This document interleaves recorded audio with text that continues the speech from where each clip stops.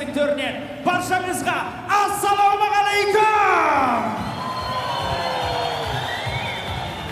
Ladies and gentlemen, and million fans of all over the world who take connection on ESPN broadcasting, we are live! And we're glad to all of you from Almaty, Kazakhstan on the professional boxing night in Republic of Kazakhstan, dedicated to the independence of our country. My congratulations and welcome to Kazakhstan! Ladies and gentlemen, we start our boxing night and first the middleweight division. To the red corner, we invite boxer representing Czech Republic. Please welcome Tomasz Bezvoda!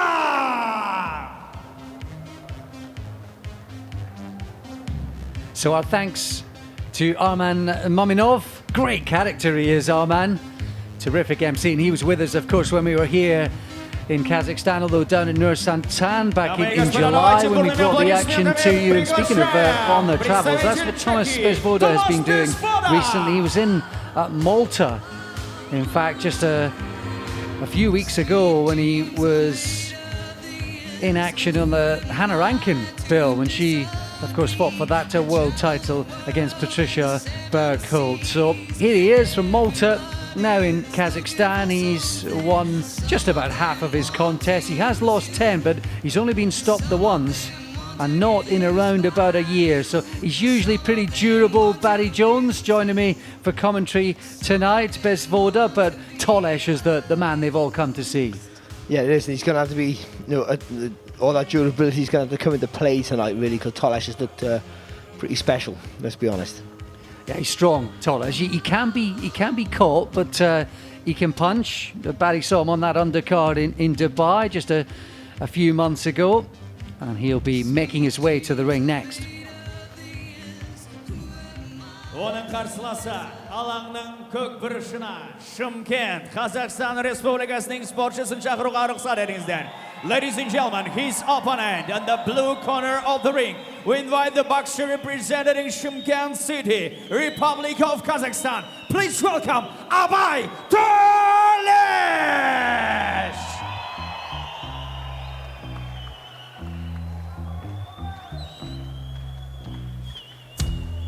He's a muscular, powerful character is Abay Tolesh, the 24-year-old, turns 25 in February early next year, and he hails from the same neck of the woods as Sultan Zaurbek, who of course is based in London and Sutton these days, but both from Shymkent, both getting to play their part on this big bill here at the Sports Palace. Third time that boxing has been here already in 2019, and it only actually held events here in this arena 4 times in the last decade. So over in Kazakhstan, really starting to get behind the sport professionally, and plenty of talented guys making their way from the amateur game as well, where they've been so successful in recent years, and particularly and the now, Olympic ladies and gentlemen, this meetings. is a middleweight division bout, and let me introduce you first, boxer representing red corner. He is from Czech Republic, professional record, 8 wins, 10 losses, 5 wins by way of knockout. The weight of the boxer, 71.8 kilogram. Please welcome, Tomasz Bezvoda!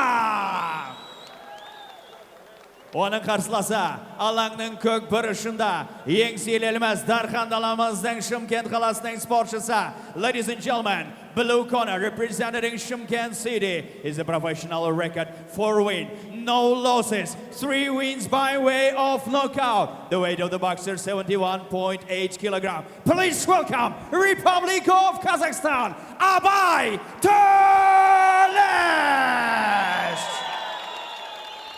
Referee of this bout, Paul Tuzinde.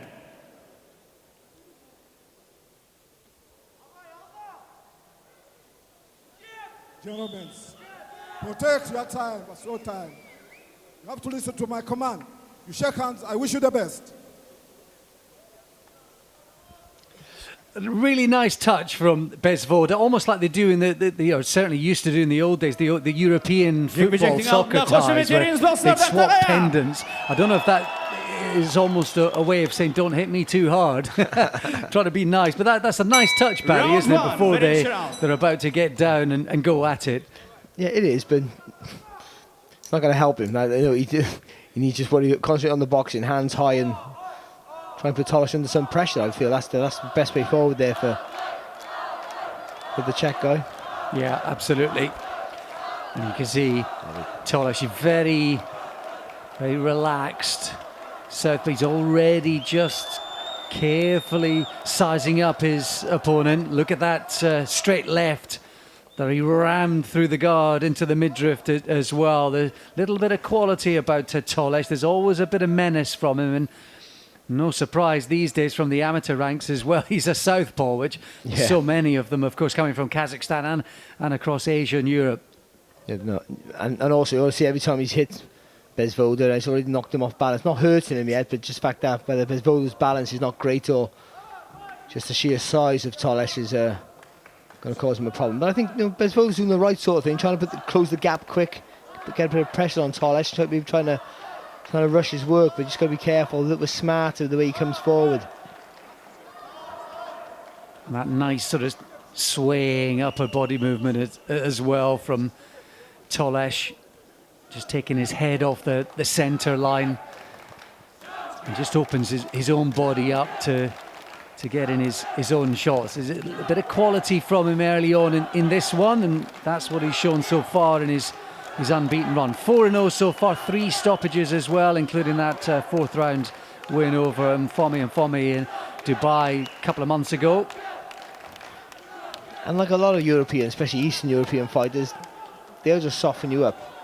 You can see him now, he's tapping with the jab a little bit, and some of those left hands, a little bit of weight behind him, but nothing's too crazy with his work, not going out there trying to make a massive statement or be too explosive and rush his work.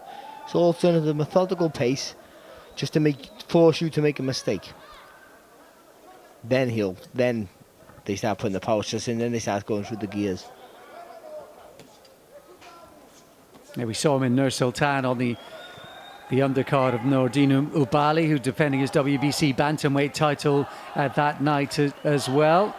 Ubali having defended that again subsequently in the Far East, and he looks like he's been lined up for a big fight perhaps in 2020.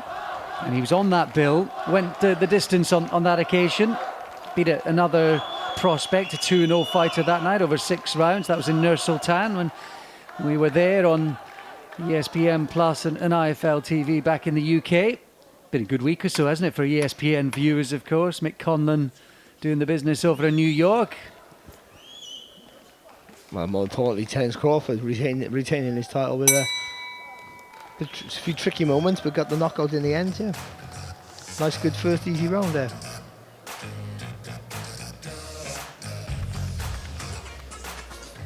So, first round's completed then for Abe Tolesh. Tolesh looked comfortable, relaxed, and as is so often the case, the confidence from the good amateurs. They might have just spotted 1 or 2 familiar faces there ringside as well. Actually, when we were here in Kazakhstan back in July in Nur Sultan, one of the guys in shot there, Turarov, was of course on the top of the bill on that occasion. And they've been good amateurs in Kazakhstan for a number of years now, Barry. They've had a gold medal in each of the last 5 Olympic Games, medals after medals in the big tournaments. But with GGG leading the way, and the likes of Babit Shubinov prior to him as well. Zanit Zakianov, of course, a world champion. I think the floodgates are starting to open now for the professional ranks. Well, they are, but to be fair, and you've got to give MTK a lot of credit, they've gone into Kazakhstan to look for talent. They try and put a base there and develop those top-class amateurs into, like GGG became, a top-class professional. It doesn't always translate, so you need that development and that investment. And to be fair to them, they've done that with a bit of good insight.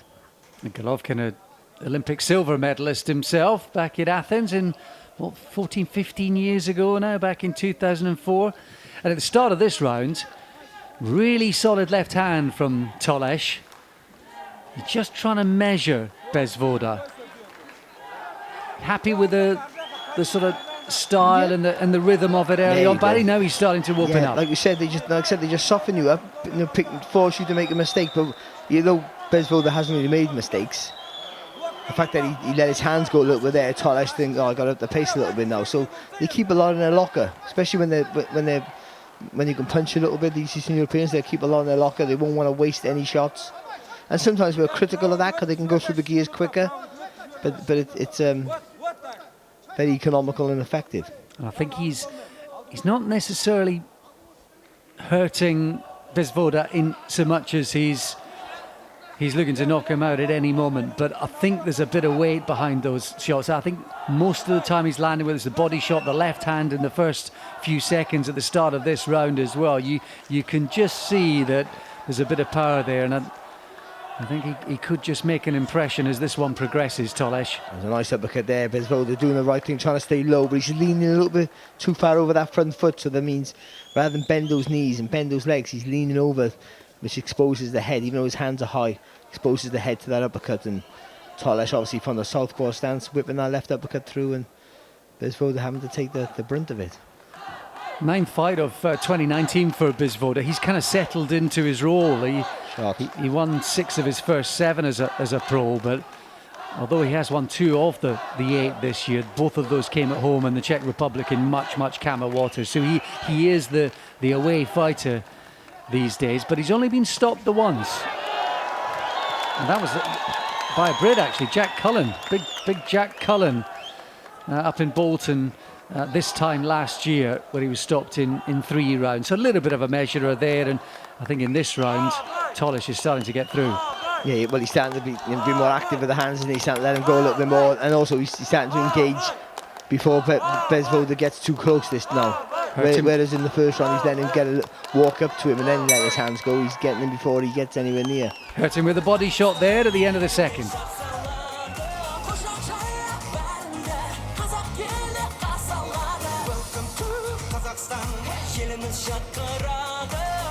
Well, interesting step up there in terms of the play and the pattern of the fight from Abi Tolesh in the other corner, and there's Bezvoda, just a slight winter. I think he hurt him with a body shot, Barry, in the last 30 seconds of that round.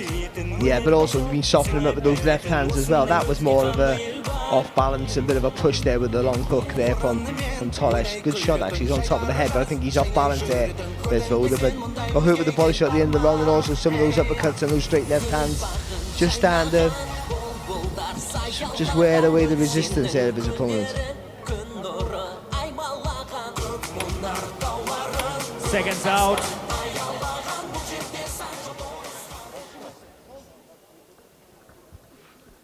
Ready for round 3. Üçüncü round, round 3. Into round 3 we go. I just wonder if Bezvoda's been softened up.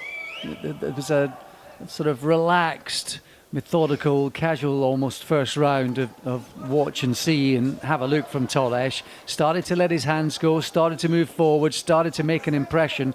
And Bezvoda's coming out at the start of this third round trying to stem the flow, because I just fancy Tolesh is slowly but surely softening him up.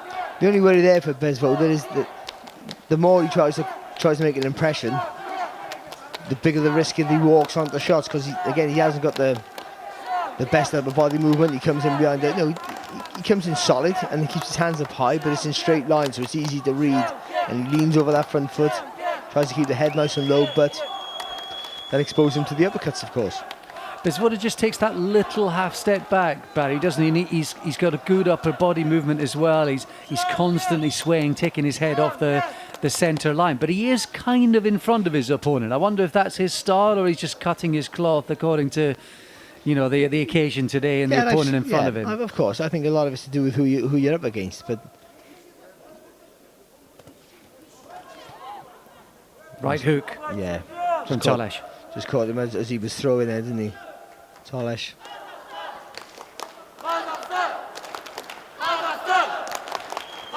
Again, you know, he's methodical and he's boxing within himself, and he's dominating everything.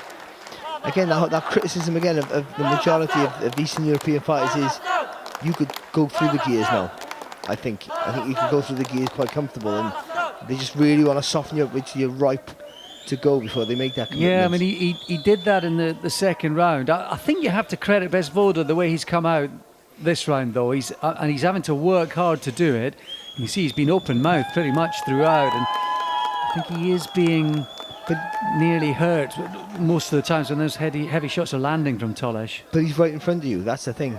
You know, for Tolesh, you know, again, he has every advantage with size, reach, you know, speed, timing. So when a guy's coming right at you in straight lines, especially if you have a bit of power, you're picking your moments when you want to throw. It's so easy for you. So he could start to push him back, I feel now. Or a little half a step back on a long left hand, then accelerate with some pace in your work. He missed wildly with that right hand, but you can see with Bezvoda, he's taking in gulps of air, and every now and then he's been forced to back off, and he's really trying to regroup. Gets through with a couple of shots of his own. Rare moments for him.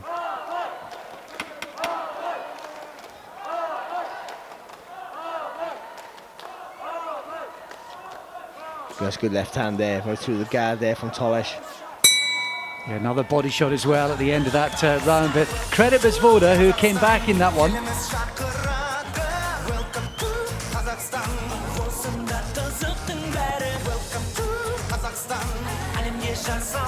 Plenty of the youngsters ringside tonight as well. Friends, family, and maybe the next generation too. But credit that man, Thomas Bezvoda. I think he's still feeling that body shot from the previous round in the second, and I think he just copped another one in the last 20 seconds. The body shot right at the end there, right whipped across. Yeah, you can see his face as well there. He fires back, to his credit. He's a tough kid, but yeah, he felt that, and also I just think that round was a lot of pressure. It was hard for him. Without being really torrid, I think it was constant pressure. Every time each other can probably being caught with those shots, and even though they're not shots that are going to knock you down, they wear away your resistance. Seconds out.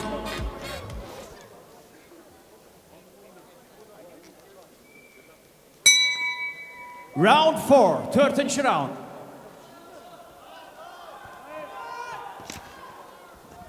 Here we go then into round 4 for the next, scheduled for 6, this one in the middleweight division. Abi Tolesh, who's unbeaten in 4 so far, taking on Thomas Bezvoda, the Czech. He's hurt himself. He missed wildly.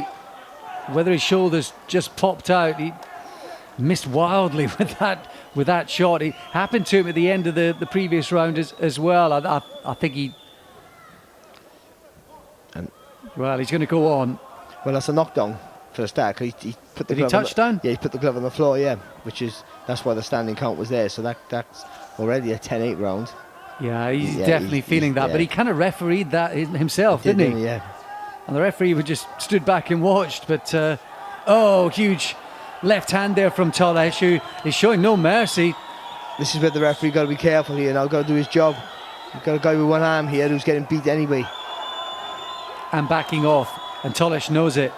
And he's scented it, hasn't he? Blood in the water for the shark. And there's another body shot goes in, Barry. The movement before that body shot was lovely. Little shimmy of the shoulders there, just to disguise the movement. And there again, lovely footwork there, moving around the target.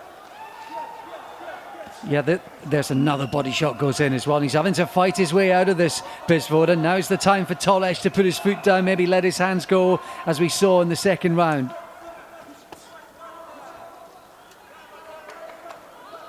Still trying to shake off that injury, Bezvoda.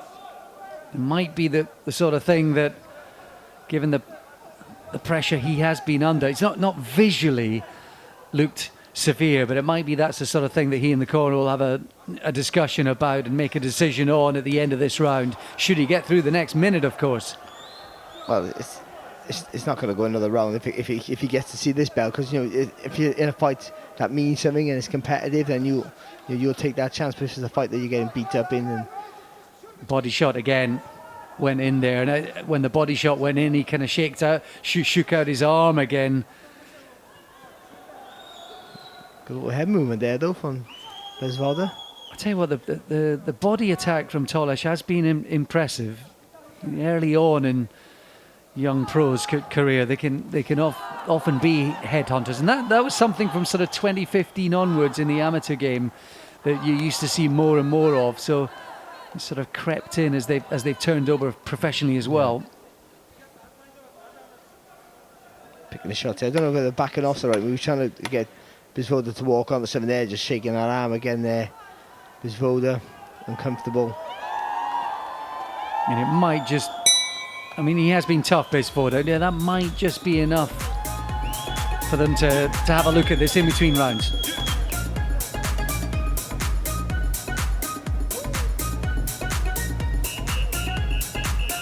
Well, let's have a look at this, because Bezvoda, he's definitely leaning away from that right shoulder, isn't he? And there'll be a communication, I think, between them. A little shake of the head.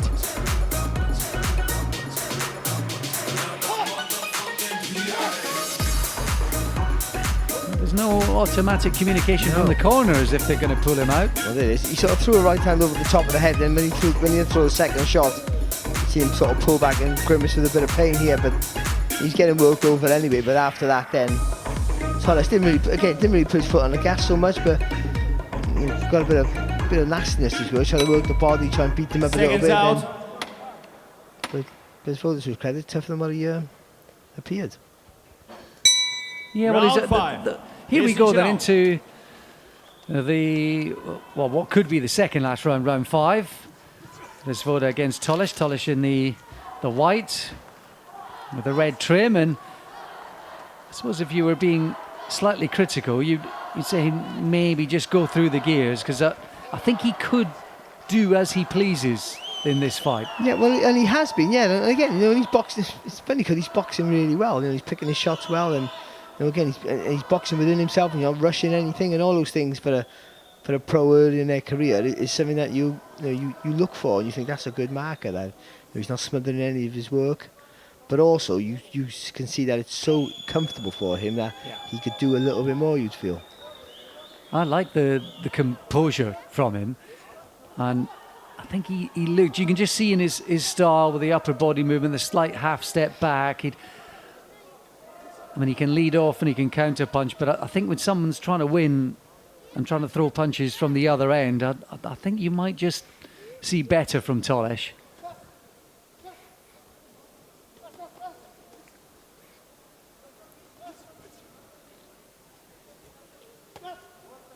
That was nice there, just touching there with the 2 straight shots. Just enough to lift the elbows there of Bezvoda before he dipped down to the body there, Tolesh. And every time he does land, he forces a reaction from Bezvoda, makes him think. Oh, is that body shot? Oh no, I think it's the arm. He's going to get counted this time, Barry. I think it was the arm rather than the body shot, was it? Well, yeah, he went to throw an uppercut, missed completely, and fully extended the arm, and that's where the trouble would stem from the last round. I don't think the referee's any the wiser that he's injured. No, I'm not one for criticising referees on the whole, but I think now this is again, if it's a fight that means something, or a fight that's ultra competitive, then maybe you give the guy all the opportunities. But a fight where a guy's getting beat quite convincingly, just pull him out now.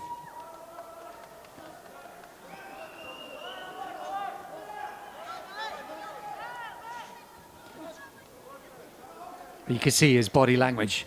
Bezvoda, 30 seconds to go in the 5th. Now the arm's dangling as much as he possibly can.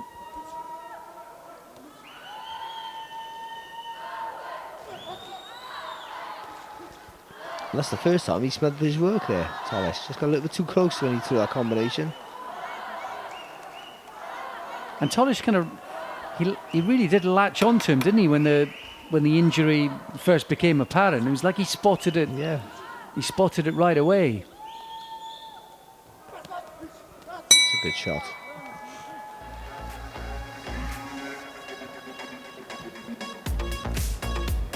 Well, one more round to go, and it does look like, having been injured in the, what was it, 3rd round? End of the 3/4 of the way through the 3rd round, Tolesh Bezvoda, it does look like 4th round, does look like looks like he's going to kind of just wince his way through it now.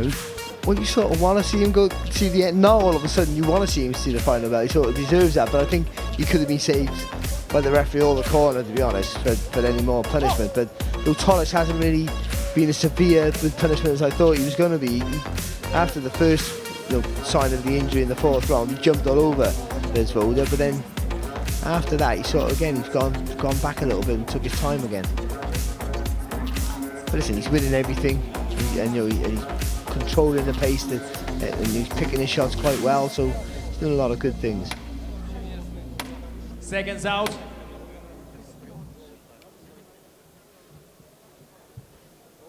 Sonra şeşuşe 6. round. Ladies and gentlemen, round 6.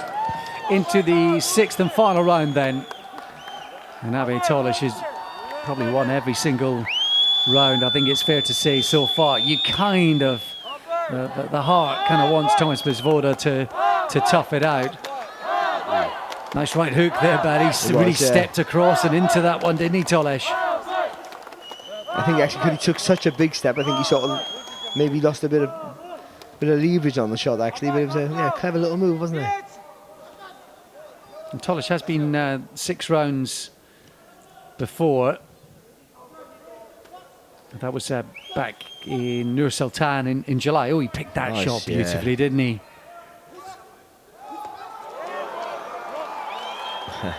And he's starting to maybe loosen up, grow in confidence. Maybe he's just showing off now that he sees the winning line. And another beautiful shot from him. Well taken though as well by Bezvoda.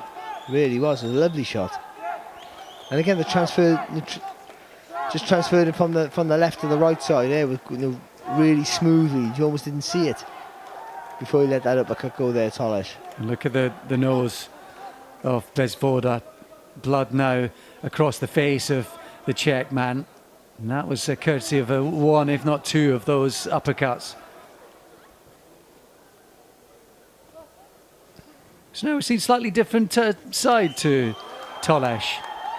I think he's got even the previous style we saw for the first 5 rounds suggests he could be in some good fights as we go along, but early days in his career. Well, there's a few other things, like the checkpoints you have to go through as a pro, and taking a shot and all those sort of things, and put under pressure, and those are things that'll go on a few more fights down the line when he starts getting more resistance in some of these opponents. But this is a good little test. Bezvoda was never good enough to beat him, but a guy who takes a good shot, who clearly come to have a go from the offset, but being put in his place quite quickly. I still feel that Tolesh could have got rid of him earlier, to be fair. So you tend to want to criticise him because I think he could have done better, even though he's done well, which is not really fair on the kid.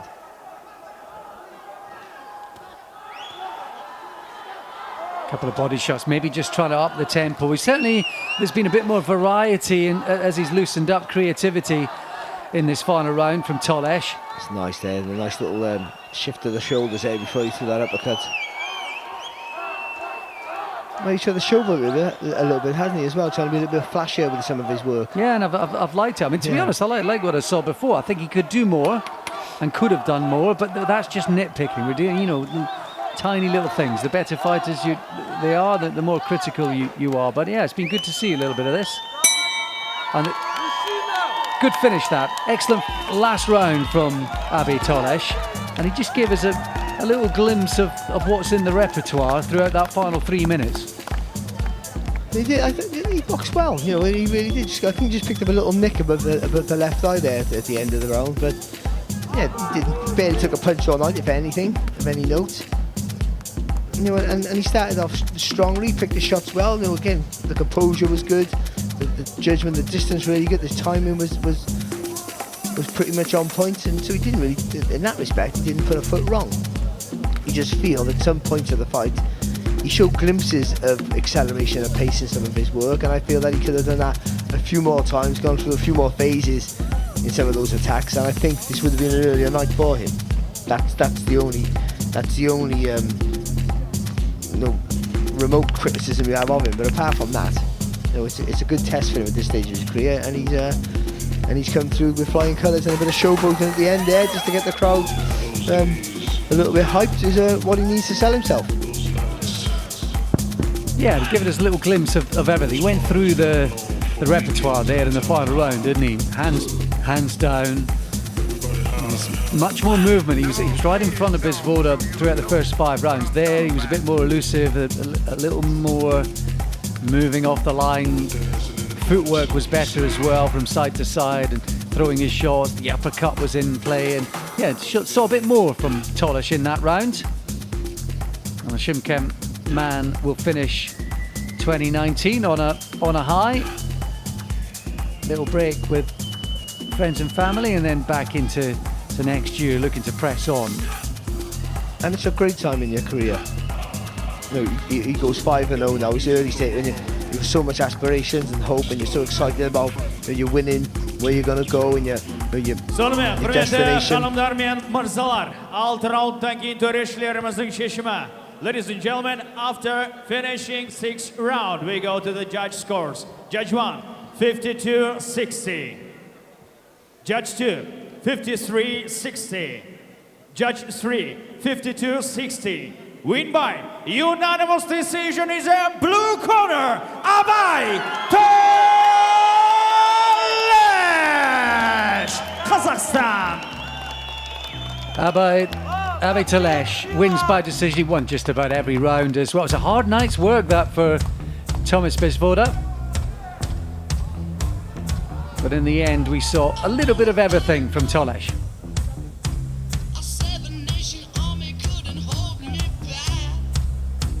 Nice way to start the evening's sport, and here's a little bit of what Tolesh was about. There's some action from the final round, Barry, when he was starting to grow in confidence, and it showed a slightly different side to him. And some of the uppercuts he threw were absolutely seen. Just the couple of the early replays there, the uppercuts were fantastic from him. So more variety in his work, so improving on the last fight, you know, and again showing some good footwork, some lax and room, nice and relaxed. So yeah, he did well.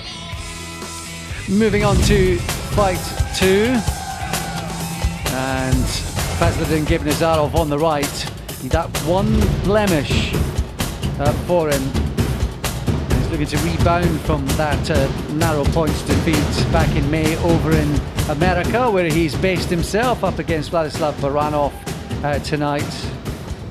Ukrainian who's now based over in South Africa. So he's never been stopped, Baranov. And Gaibnazarov looking to get back to winning ways. That's coming up next. We're looking forward to seeing Gaibnazarov. He's a really talented, very, very talented and medal-winning amateur, and now on his way up in the pros as well. We can welcome them to the ring. Arman Mamedov once again. And now, ladies and gentlemen, we continue professional boxing from Almaty, Kazakhstan. Next bout is a super lightweight division. Please welcome to the red corner of the ring, representing Ukraine, Vladislav Baranov. Kharsan.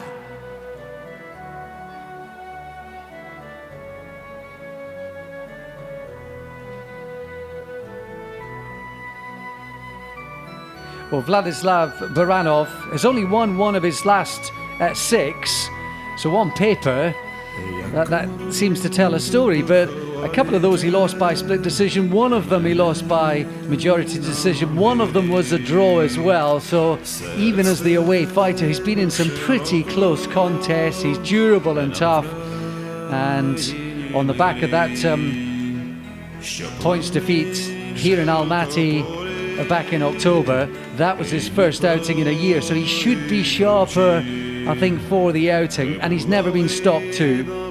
Given the fact that Gaibnazarov is coming in off a loss, he might just fancy putting it on the Uzbek here on his return to action.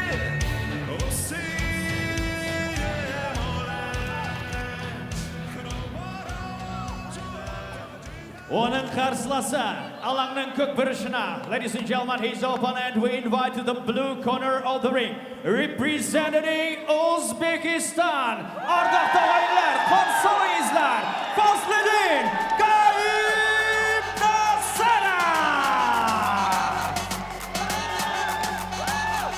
Here he is, Fazlidin Gaibnazarov, a 28-year-old now. There's plenty of experience, toured the world for many, many years as an amateur. Of course, Olympic gold medalist. We're back in Rio in 2016. Medals aplenty in world championships as well. And finally running into defeat as a pro back in Tucson, Arizona, last time up. That was in May. He's had a break since then where he lost by decision to Mikhail Fox, the American, and he is looking to rebound tonight. Ladies and gentlemen, this is a super lightweight division. Let me introduce the boxers, and introducing you first, the red corner. He is from Ukraine. Professional record of the boxer: 6 wins, 5 losses, 2 draw, 4 wins by way of knockout. His weight is 66 kilograms. From Ukraine, Vladislav Baranov. His opponent representing blue corner. He is the Olympic champion of the Rio de Janeiro. His weight is 66 kilograms. Professional record: 7 wins, 1 loss, and 4 wins by way of knockout. Please welcome Uzbekistan, Fazlidin Gaibnazarov. The referee of this bout, Aidamir Yaraleyev.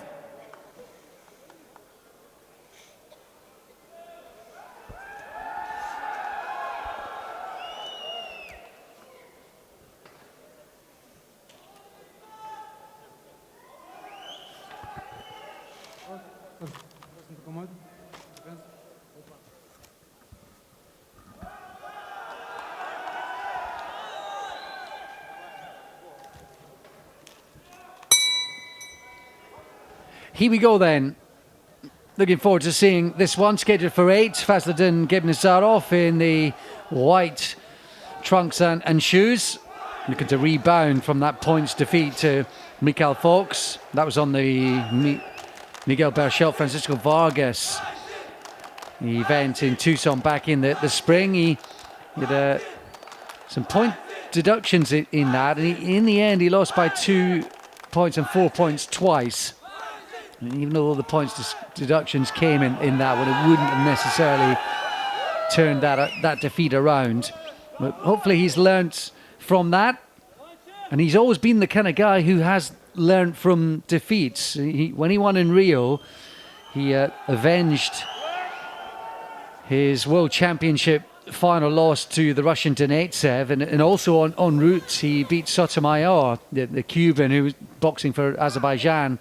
He'd lost to him in the Europeans a year previously as well. So the kind of guy who's always learned from his mistakes as an amateur, Barry. It'd be interesting to see if he can do likewise as a pro.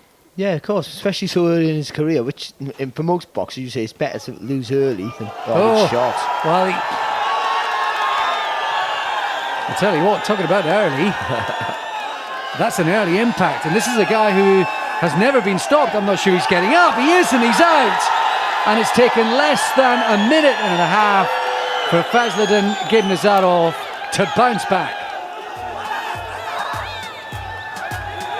It was the body shot that did it. He almost looks like he's disappointed not to go further, Gaibnazarov, but well, he just whipped it in, didn't he? It wasn't. I didn't think he put a load of weight on it. He just threw the southpaw jab and then whipped that left hook right across the target. Just beautifully timed, beautifully positioned shot. And obviously, especially when you're moving away or moving to the side, you're on your toes a bit, so your body's up a little bit taller. Your diaphragm's gone a little bit higher, and yeah, he's just in plenty of pain still. Well, this guy never been stopped. 5 defeats, he's never been stopped, Baranov, and he has looked pretty tough. He's been to Russia, South Africa a couple of times, Kazakhstan once previously as well. There's those 6 fights in his native Ukraine. But a world amateur silver medalist, gold medalist at the Rio Olympics as well, and a little bit of the Lebedev about him with that beret, isn't there? A little bit of showmanship, but I tell you what, he looked a bit fleshy when he came in. He's sort of 5 pounds. He weighed 145 tonight. So he's above his weight. But I tell you what, he didn't have to whip that shot in. He did, yeah. Well, you know, for his height, you know, to box at super lightweight goal is going to be a struggle, especially at the minute. You know, who's at the top there? Again, it doesn't look like he puts a lot on it to each. Just hits him with the jab there. Also, it's like he catches him with the fingers. But he stepped in with it. And timing's everything, you know, and he has exceptionally good timing. So actually, when you see it from that angle, you see the whip, the accuracy. And that's the one that really does you. And because he just touched him with the jab as well, just makes you know you're looking to defend a headshot. Just makes you either lift your elbows higher or they flay out open a little bit more. And then when there's a gap, and obviously because he has such that stellar amateur background, technically he will see gaps where other fighters probably wouldn't. So you know the fact that he doesn't rush his work, a little tap with the jab and the left hook of the body was a great finish. And also we talked about how will he respond after a defeat. But that's the response you need. That's the best possible response really to come out. He didn't even load up on it. I think there was a little bit of misdirection with the eyes. Then, as Barry said, he set it up with the jab after that, and then just whipped it in. It was all about positioning and placement and timing. And the three of those together, a pretty wicked combo, earning him a first round stoppage. And that moves him to 8 wins out of 9. Let's get confirmation of it.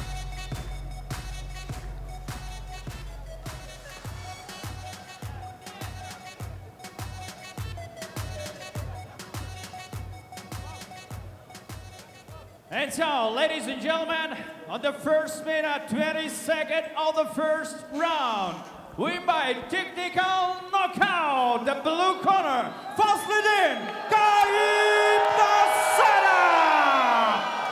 Gaibnazarov with the stoppage, and it was a count out. It was a full, proper stoppage. Say TKO, but it was a count out. But it was a destructive punch, and he becomes the first man to stop Baranov. And I tell you what, this would have been one of the fights that you looked on paper, and you probably would have had down as a points win for a decision win for Gaibnazarov, but not a bit of it. Double quick time for the Uzbek. The more you see it, the better it gets. Yeah, it's a great, and again, because he just throws that jab to the head, just as everything just to help him set up that shot with good timing. And you're right, he steps in with the shot as well, get a bit more purchase on it. It was a nice little move there from Gaibnazarov. And he's an Uzbek fighter, but he's milking the crowd. We'll be moving on to this while Gaibnazarov takes the audience. Will be moving on to our next contest shortly.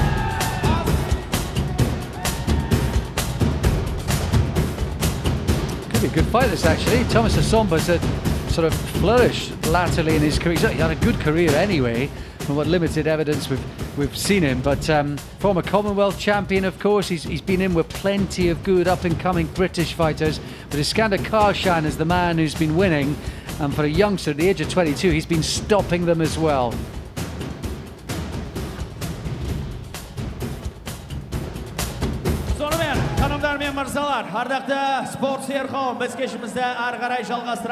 Ladies and gentlemen, next bout is the bantamweight division, and to the red corner, we invite the boxer representing Cameroon. Please welcome Thomas Essomba.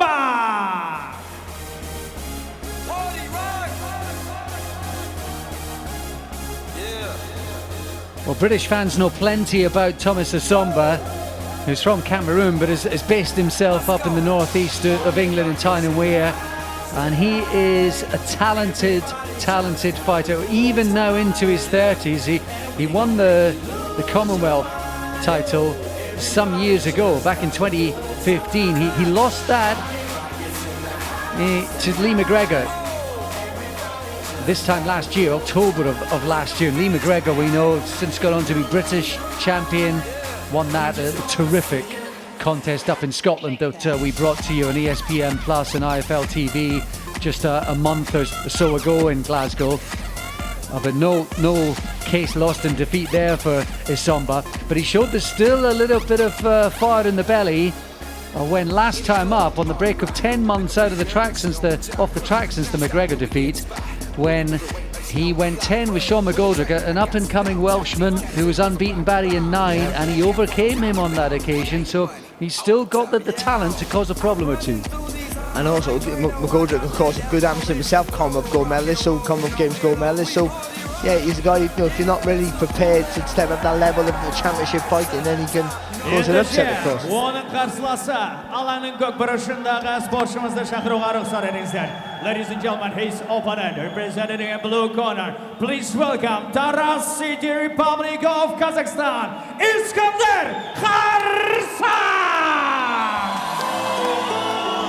Well, they're just starting to get a little bit excited about this guy. And, you know, if you're a 22-year-old bantamweight and you're bowling people over, people tend to take notice, look up and just prick their ears. And that's what's happening in Kazakhstan and perhaps elsewhere regarding Iskander Kharsan. He's based out in Nevada these days, only 22, turns 23 in March, and he's already raced to 7-0 with 6 stoppages along the way. The only time he's gone the distance, that was over 8 rounds with Jorge Ramos, and that was for the WBC Youth title. That was this time 12 months ago. They went 8 rounds. Ramos was unbeaten in 6 coming into that, so it really was quite an interesting match at both the respective stages in their career. So yeah, there's a little bit of the baby-faced assassin about this fella, and we're looking forward to seeing what he can do tonight, because this, on paper, is a huge step up for him. A huge step up against a guy who knows how to win titles and upset. So this is an intriguing matchup and a bold move. Ladies and gentlemen, this is a bantamweight division. Our boxers are in the ring. Let me introducing you first, the boxer representing red corner. His professional record is 9 wins, 5 losses, and 3 wins by way of knockout. His weight is 53 kilogram and represent the Cameroon. Please welcome Thomas Essomba. Оның қарсыласы, алаңның көк бұрышындағы дархан даламыздың тарлан спортшымызды таныстырып өтуге рұқсат етіңіздер. Ladies and gentlemen, let me introduce the boxer representing a blue corner. His professional record, 7 wins, no losses, 6 wins by way of knockout. Hanımlar мен мырзалар, 7 жекпе-жекте жеңіп, 6-ында нокаутпен жеңген, жеңілістен тартып көрмеген Тараздың тарланы, Қазақстан, Iskander Kharsan! Referee of this bout, Aydamir Eraliyev. Professional boxers, good luck.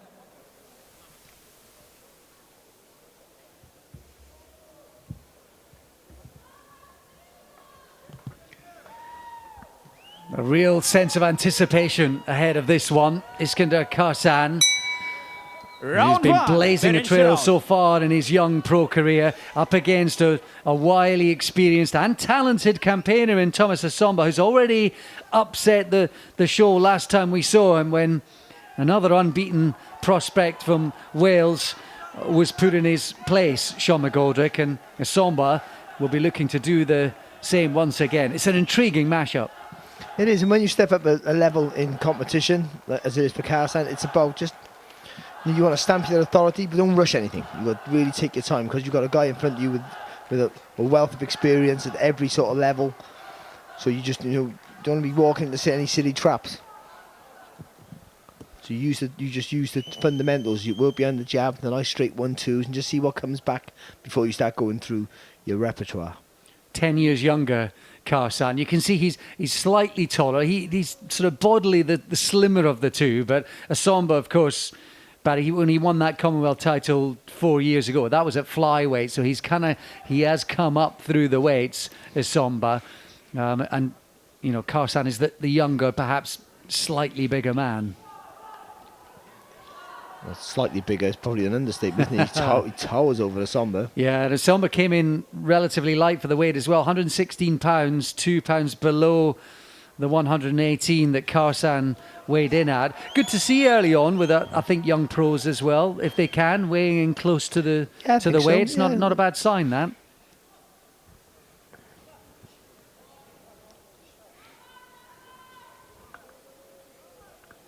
He's taking his time here. It's not such a bad idea. You know, he's trying to pep in a few jabs. Yeah, confident start. Just gotta be Measured careful, start. Just got to be careful because Essomba, you know, once Essomba throws the jab, he brings the feet in really quick. See it there with the right, there's a bit untidy there, but he comes in close after he throws the jab. So Kharsan just got to maybe take a half a step back before he throws his own right hand. Oh, do you know what? He just landed with the right hand, so the left hand before that. Oh, he's wobbly. He's in trouble here. Kharsan, the puncher, was beaten to the punch by Essomba.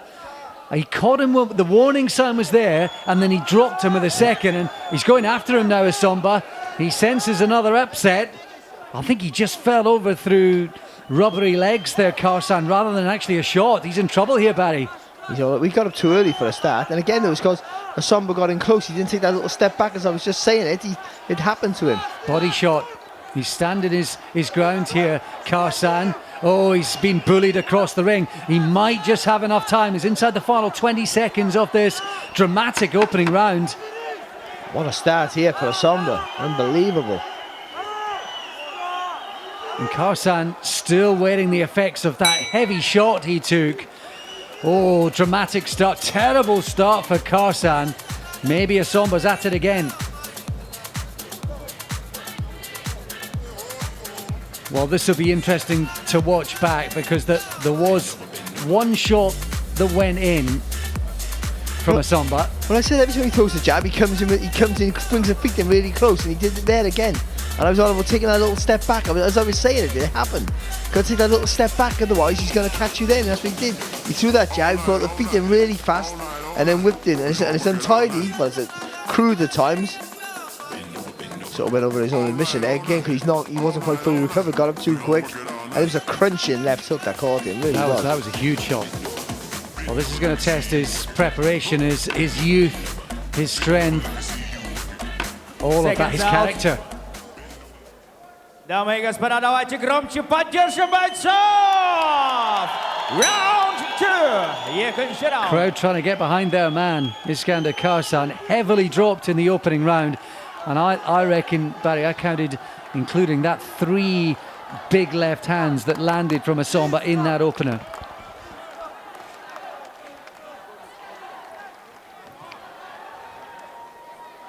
So you got to be careful, you know, Kharsan, that he doesn't just go out and try. You got to try and win this round, of course, but doesn't get over eager now. I really need to put it back on him too much until he's fully recovered.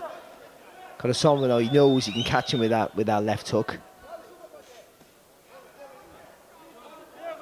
But again, it's all to do with just when he throws that. Every time Essomba touches you with that jab, he'll bring the feet in fast. He wants to get close, and he'll throw that wild hook over the top. It's not wild; it's more of a looping hook, really, isn't it? But again, you're not taking that half a step back to make him fall short. Then you're making a mistake. He's so fast stepping into range, Essomba, wasn't he? The footwork to get him in position to land that big shot. Yes, but again, it's all experience, but you should know, once, you know, because he did it, I noticed it straight away, he did it about 4 times before that. He hit him with a jab and brought the feet in really quick and tried to swing that left hook, so you need to know, you need to learn these things, and obviously on the job, so when someone does that, you got to take that step back straight away, automatically, because you know what's going to come. Good start to the second round, though, from Kharsan. Good response. He only just missed with a big right hand himself.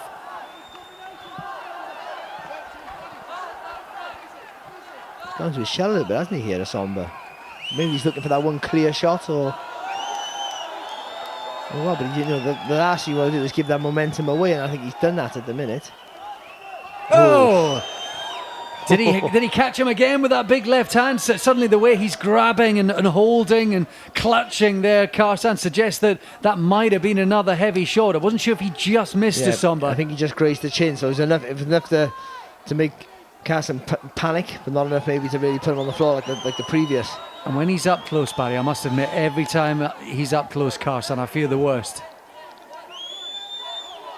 For another left hand gets through, this time an uppercut through the guard from Essomba, who's got the power, he's got the skills, and when he gets close to Kharsan, he's just causing him all sorts of bother. And what he's doing, he's the shorter fighter.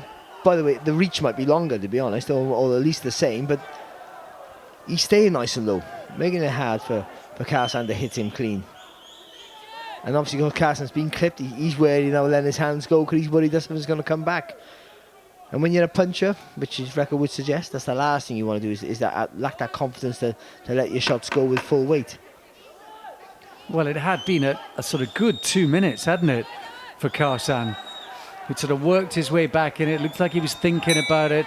But maybe it was only because Essomba had taken his foot off the gas and then he exploded back into action, Essomba.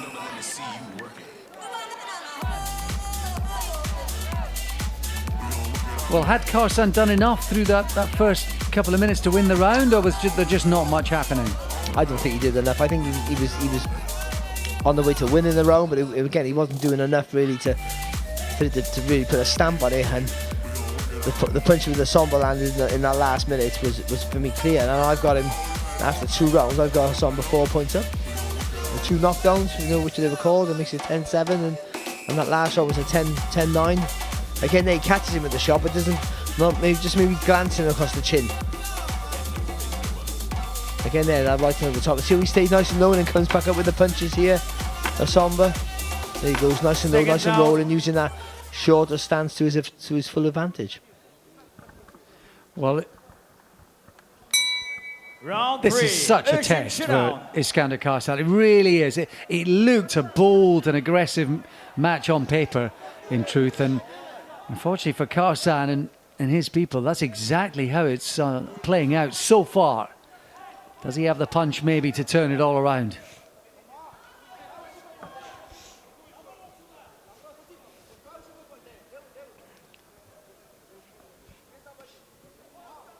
See, sometimes people just look at losses. So he's got 5 losses.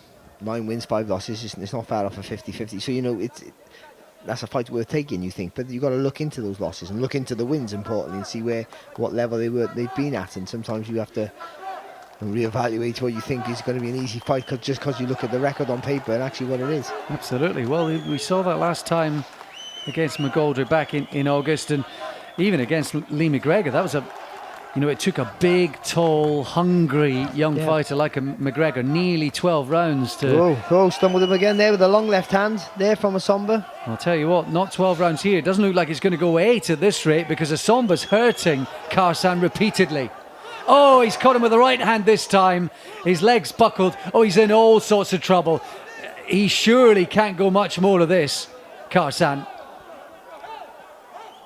And their wife, he looked across the referee to the corner. Whether they waved the towel, just couldn't see that out of my eye shot. But he was on very unsteady legs, and that third knockdown in the fight was just enough for the referee and/or the corner to make a decision. And Kharsan pulled out, and Essomba has done it again.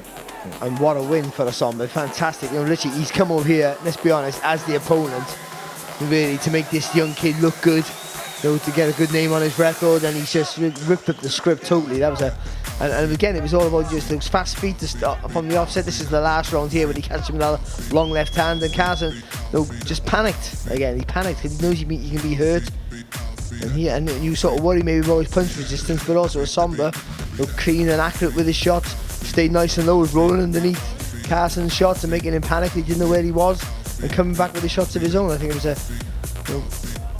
just rolling back the clock a little bit there, Thomas Essomba. Well, it wouldn't be the first time, would it, that a young prospect was... They rolled the dice, they took the chance, they took up the challenge, and it proved just the wrong move.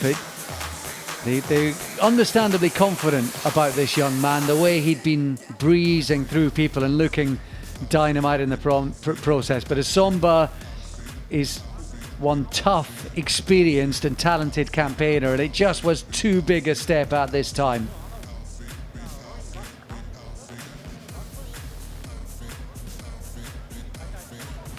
A little prayer offered to the skies there from Essomba, but to be honest, there's no luck or heavenly intervention at all, just his own fists and his own talent.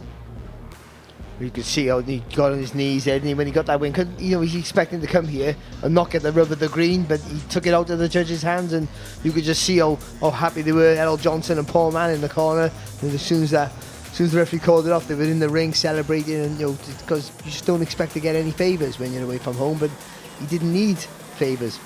No, he did it all himself. And he bossed it from start to finish. The double knockdown in the first of them was heavy.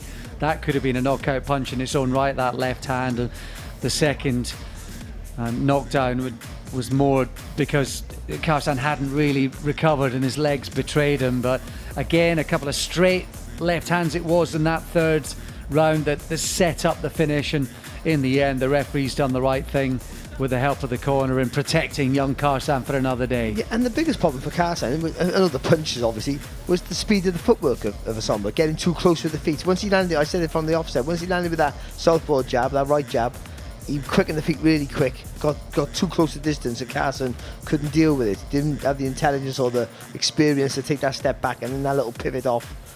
And Essomba then really, he's in his territory, and he can let his hands go with confidence and power. Well, I'll tell you what, let's get confirmation of it. On the first minute, 24 seconds of the round 3, win by technical knockout is a red corner, Tolesh Essomba, Clavero. No wild celebrations from Essomba. That wasn't supposed to happen, but it was a big match and a bold move to take on the man from Cameroon. And I suppose matchmakers and promoters are going to be wary of him as an opponent, I think it's fair to say. But just maybe he's going to create his own luck, Essomba, now, and maybe he'll get another tilt and challenge for a title of some description or other. Well, I think so. I think people still fancy they can beat him now. It's maybe the longest career he's had, but also you're not going to. I don't think so many prospects at this sort of level are going to want to fancy it anymore. They're going to go too dangerous for that. There's going to be fellas looking to defend their titles against someone like Essomba. I think that's where the level he belongs anyway, to be honest.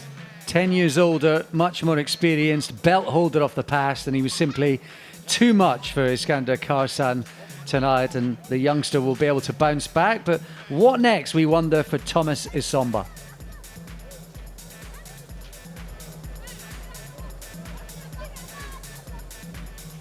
Sonымен, ардақтаған құрметті спорт сүйер-қауым, кешіміздің басты жекпе-жектерінің алдында тағы да бір қосымша жекпе-жекке кезекті ұсынуға рұқсат етіңіздер. Ladies and gentlemen, to the red corner of the ring, we invite the boxer representing Azerbaijan. Please welcome Ramiz Mamedov.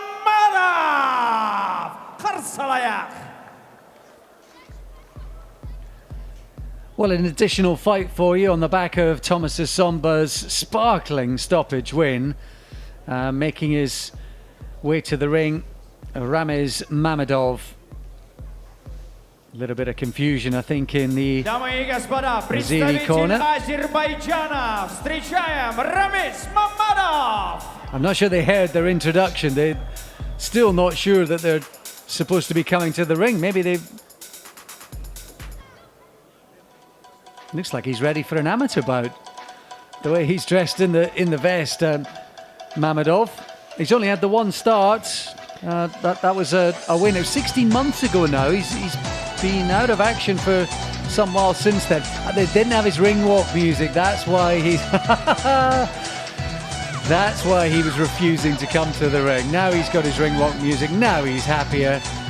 And he makes his way belatedly to the ring, and it is belated indeed. He's been out for 16 months, and he won in his debut in Baku last August. And this is something of a late call-up and a surprise introduction onto the bill for him. As ever with the live TV floats, you never know if you're going to be on at any minute or boxing when everybody's about to leave the arena. Here he is. He gets his moment in the spotlight. Ендеше, оның қарсыласы, алаңның көк бұрышына, Дархан даламыздың батысы, Ақтөбе елінен кешімізге арнайы келген спортшымызды қарсы алайық. Ladies and gentlemen, to the blue corner of the ring, we invite the boxer representative Ақтөбе, Kazakhstan. Please welcome Chanov.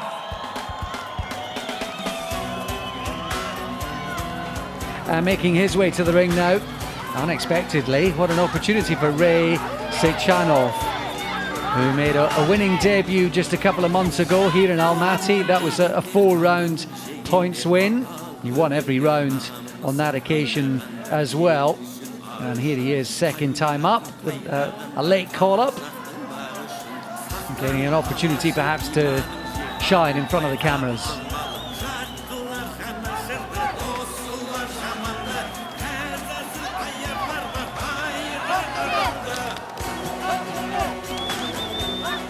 Ladies and gentlemen, this is a lightweight division, and let me introduce the boxers. Introducing first in the red corner, representing Azerbaijan, professional record of the boxer, 1 win and no losses. Please welcome Ramiz Mamedov.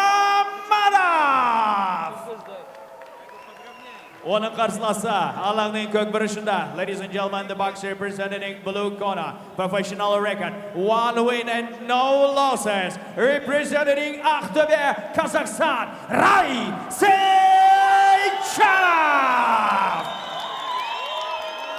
Referee of this bout, Aydamir Aliyev.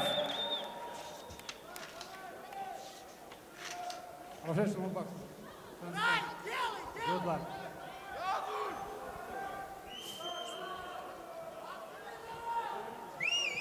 Well, the main menu still to come. Sultan Zaurbek, excellent young unbeaten super featherweight in action for one of his first titles. Victor Katachygov, top of the bill, on the fringe of world rankings now as well. Those still to come. But here, float fight, additional contest, and Ray Sechanov in the black and gold trunks up against Ramiz Mamedov. Both of them 1-0 so far. Very different sort of physiques, and Sechanov, Barry, who's had the benefit of a recent run. Yeah, he looks nice, and his style's nice, isn't it? Nice hands up, nice and high, elbows tucked in nice and tight. Good shape on him. Good right hand as well. That was a sharp right hand. Quick left counter there from Mamedov as well. Both of them starting confidently here. Just knocked off balance there with the jab as he was throwing that right hand there, Mamedov.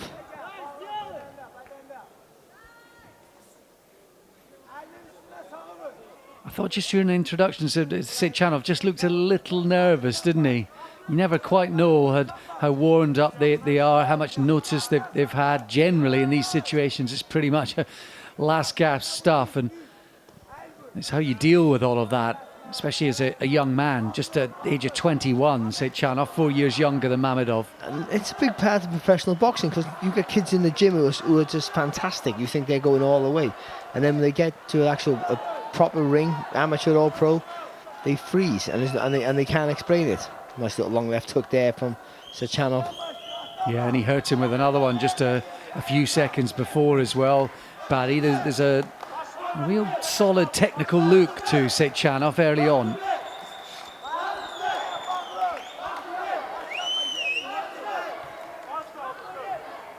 I think he got woken up by that left counter from Mamedov as well, and he seems to be aware of that when he's throwing his own punches now through the first couple of minutes. Well, Mamedov's looking at, every time Sechanov throws, he's looking to throw back, so that's where the feint comes into play. Make a big feint with the front foot. Don't move the back foot, so you can sit back. You can sit back on it. He'll throw a shot. He throws fall. He falls short, sorry, I should say, and then he's exposed. Then you can pick your punches nicely then with a clean target. Nice match, though, isn't it? You know, guys like Sechanov, who's kind of the home fighter. Usually, the early stages, he'll be, dining on a diet of guys who, one win in 40 and so on and so forth. But he's got a guy in front of him tonight who's coming to win. Yeah, however good or bad he is, you want to know, and you want to continue his success. Oh, nice, good left hook there from Mamedov. Yeah, the left hook from Mamedov has been his punch. That's the one he's been trying to land throughout the first round, and he managed it there.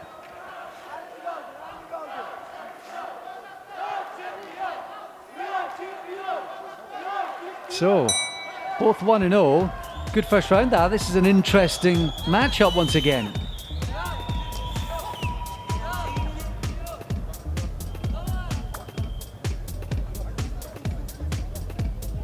So, controlled technical start from Ray Sechanov.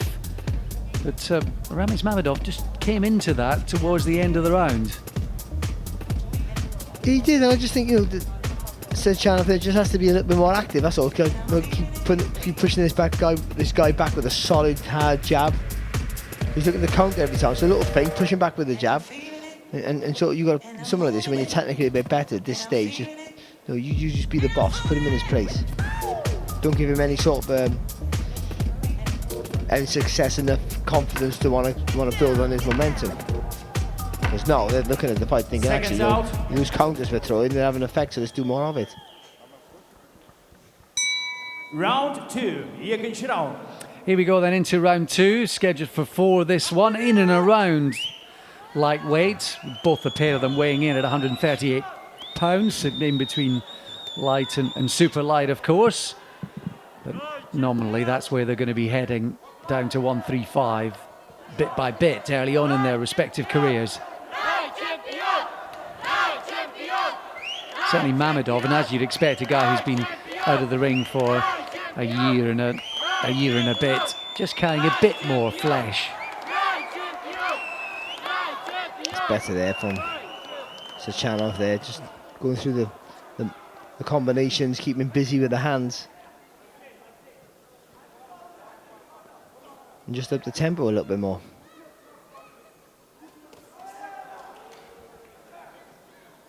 Interesting in those exchanges, though, when they're both throwing, it does look like there's just a possible explosive opportunity for either of them.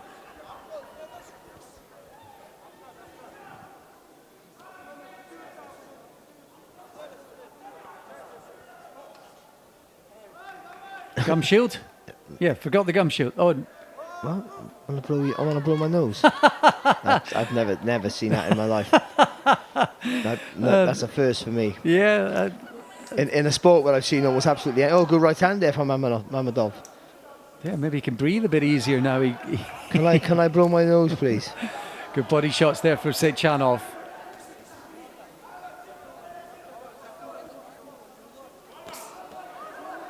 Oh, he tried with the right hand there. Both enjoying the successes. There's more from Chanov. He's the busier of the two. Yes, it's better for it. And, you know, again, just trying to boss it with being more active with the hands. He has slightly better technique.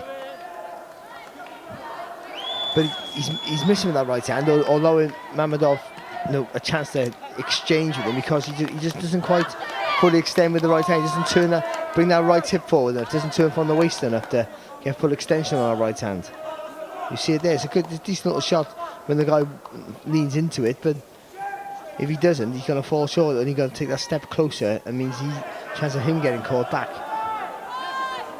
Left hook landed there from Chanov, really tried to turn his hand over into that shot.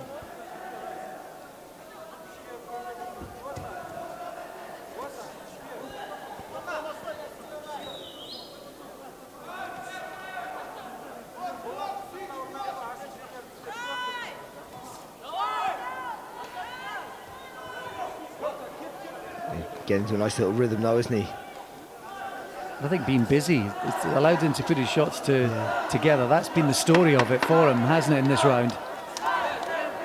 Nice little lead uppercut there from Chanov.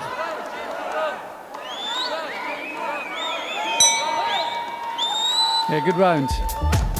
Good round that from Chanov. He was busier.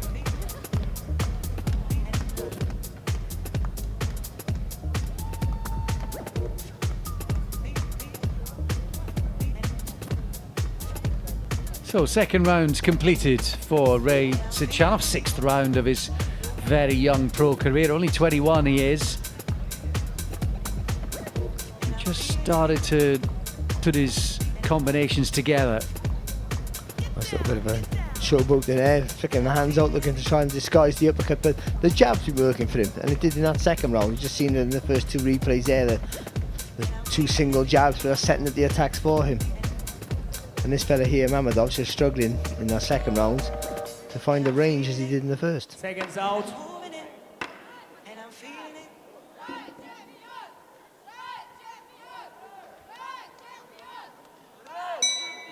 Round 3. Into the third round then. Mamedov in the red beat a fellow debutant when he won his sole fight last August, and here he is up against another 1-0 opponent in a similar position second time. He's having little pot shot successes, Mamedov, no more than that.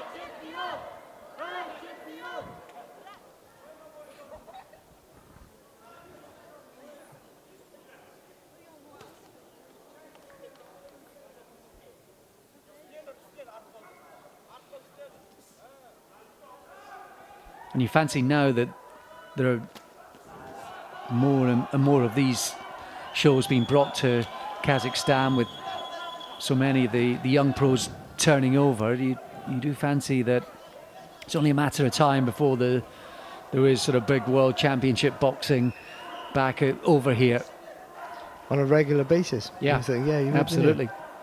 I think you might just hurt Mamedov there a second ago with a short right hand against the ropes.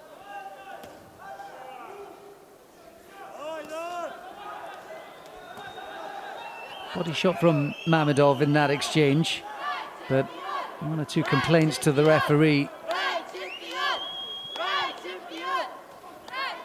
Nice left hook there from Chanov.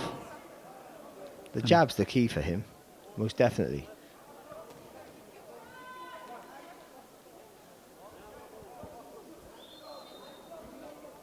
Glances across to his corner for instruction there, Chanov. And he takes a right hand too from Mamedov. Again, one of those rare moments of success for the man in red.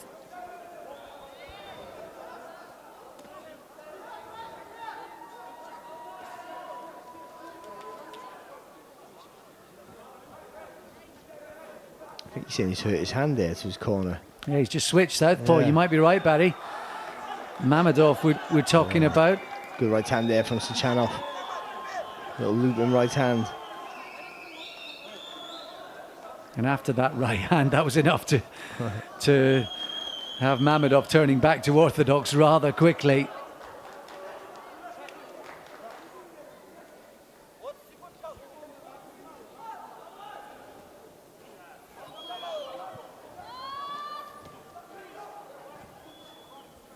All things told, though, Chanov, he's kept his shape well throughout this. He has, and the jab's been good from him a little bit, but I think Mamedov's technically not that great. He's just a guy who'll block and cut and try and throw back. So I think you just, as long as you keep using that jab, I think you beat him and set him up every time, and he's doing that. Comfortable so far for Chanov.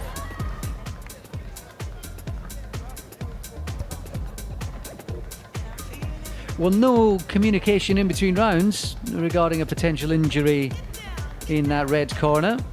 But he just tapped his glove. He looked at his corner and he just tapped the glove. I don't know whether it looked like he was saying, "I've hurt my hand." You see there, he's bossing it now, doesn't he? Chanov really, so I think you got the measure now of Mamedov for the most part. Every now and again he gets clipped with a silly little shot, but I don't think there's enough weight in the shots to worry him, so he's starting to be a bit more aggressive and controlling things behind that nice long left hand.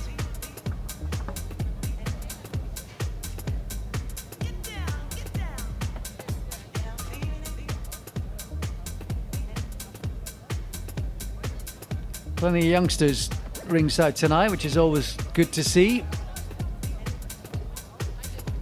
Whether just friends, family, fans, or young boxers themselves looking to get into the game and dreaming of being up there on the stage one day. Seconds out. Here we go then into the fourth and final round. A few of them in the crowd showing off their MTK gear and the ringside passes.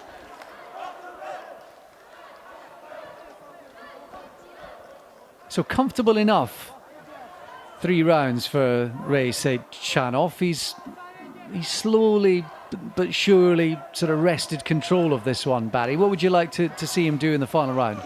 Well, again, it's the same as always. I think when he lands, good shot there for Mamedov. You'd say more lateral movement, but they just he's not built that way. That's not going to happen for him. But he can move around the target. So when he hits him with a solid jab, pivot on the front foot, or take a step across the body, and then attack from just a little different angle, get more success.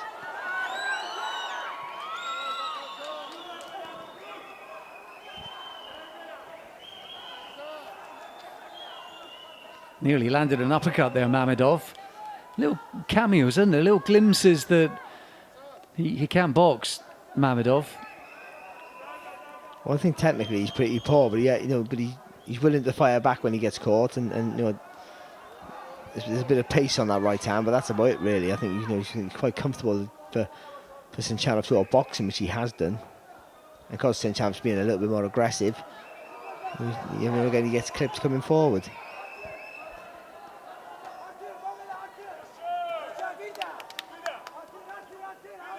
Not completely put Mamedov in his place, has he, Chanov? No. He's never threatened to absolutely run away with it or steamroll him. He's not really hurt him either. No, so I was going to say, I don't think he has the power really to make Mamedov panic or anything, or worry about getting caught more than once. So that's what's giving Mamedov a bit of confidence to fire back under pressure. But he's showing a bit of strength here. So Chanov there, a bit of strength, but he's been the aggressor throughout. He's almost commentated on the fight himself there, Mamedov, hasn't he? There was one that strayed low. He was telling the referee, reminding him. He has got a little blemish under his left eye now, Mamedov, too, and he's just rocked back onto his heels there for the first time. And a good right hand as well, you have to take.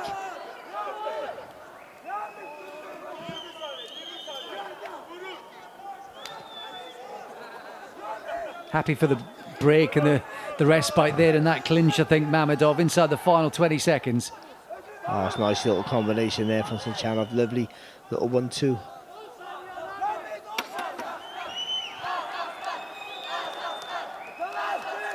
Closing seconds then of this one.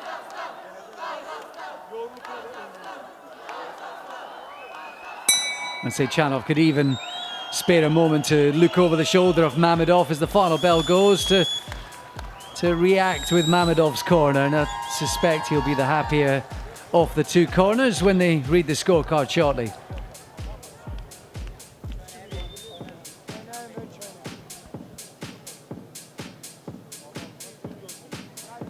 So it was an unexpected call-up for Chanov.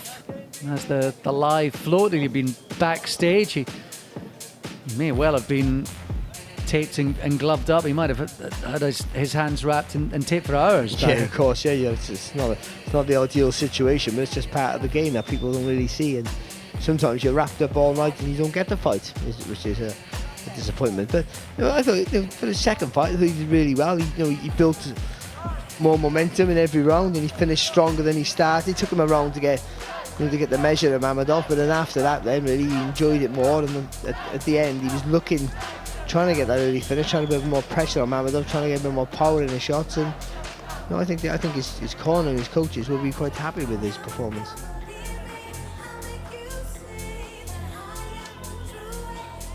Сонымен, құрметті ханымдар мен мырзалар, 4 раундтан кейін төрешілеріміздің шешіміне жүгінеміз. Ladies and gentlemen, after 4 rounds, we go to the scores of the judges. Ladies and gentlemen, Judge 1, 37-39. Birinchi töresh 37-39. Judge 2, 36-40. Ikinci töreshi 36-40. Judge 3, 36-40. Uchinchi töreshi 36-40. Win by unanimous decision. Winner is blue corner, Chanov it is. All 4 rounds on 2 of the judges' scorecards, and 3-1 it was on the other, which is fair enough. He pretty much dominated that, and he moves to 2-0 in his young career, the 21-year-old. And he'll be looking to get busy in 2020.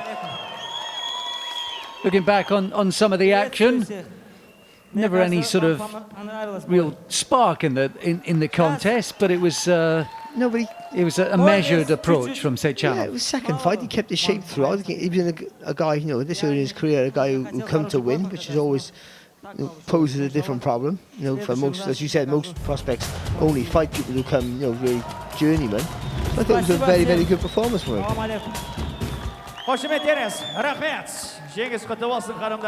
Coming up next, Sultan Zaurbek, flashy, talented young southpaw based in London, and he has raced to 8-0. He's got a little bit of spite in him as well. He's an interesting character. He's a real talent, and he's up against Lashan Lee, who's got much more experience. Adley, he's only been stopped once as well, and that was a couple of years ago in Hong Kong.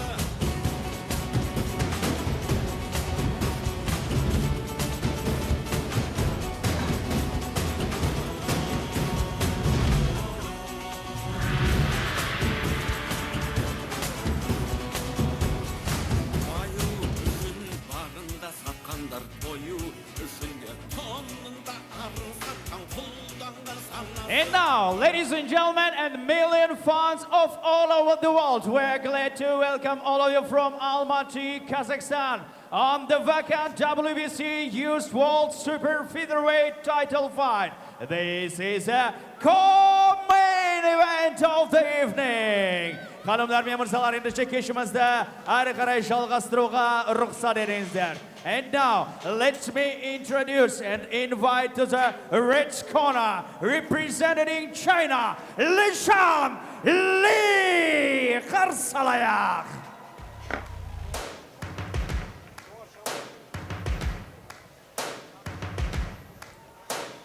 First things first, I'ma say all the words inside my head. I'm fired up. Well, Lashan Lee about to make his way to the ring. The Chinese 24-year-old, he's only lost one of his last 12 over the last 3.5 years. He's got plenty of experience. And prior to that technical decision draw due to cuts last time out in October, he had 1-3 on the bounce. A couple going by the distance over 6 and 8 rounds, and a 2-round stoppage as well. He is the slightly bigger man and the much more experienced man. Sultan Zaurbek has looked a real talent in all that we've seen so far. You'd have caught glimpses of him before, plenty of footage on ESPN Plus where he's appeared a couple of times. Well, this guy has won 16 of his 21. He has gone on something of a run as well, so interesting to see what sort of test he poses tonight and what sort of questions he can ask of Zaurbek.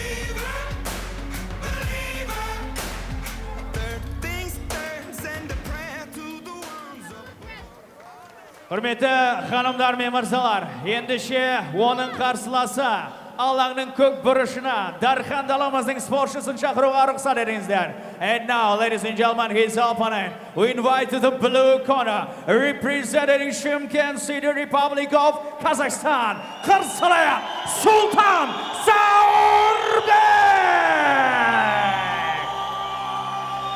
He's one of the young guys they're really getting behind in Kazakhstan, based with that man on his right, your left. If you're looking, as you look at your screens, that is Angel Fernandez, of course, and the Raptors gym back in Sutton, London, really starting to blossom right now. And this guy could be the totem to take that gym forward and boxing in Kazakhstan forward as well. They've got high hopes for him.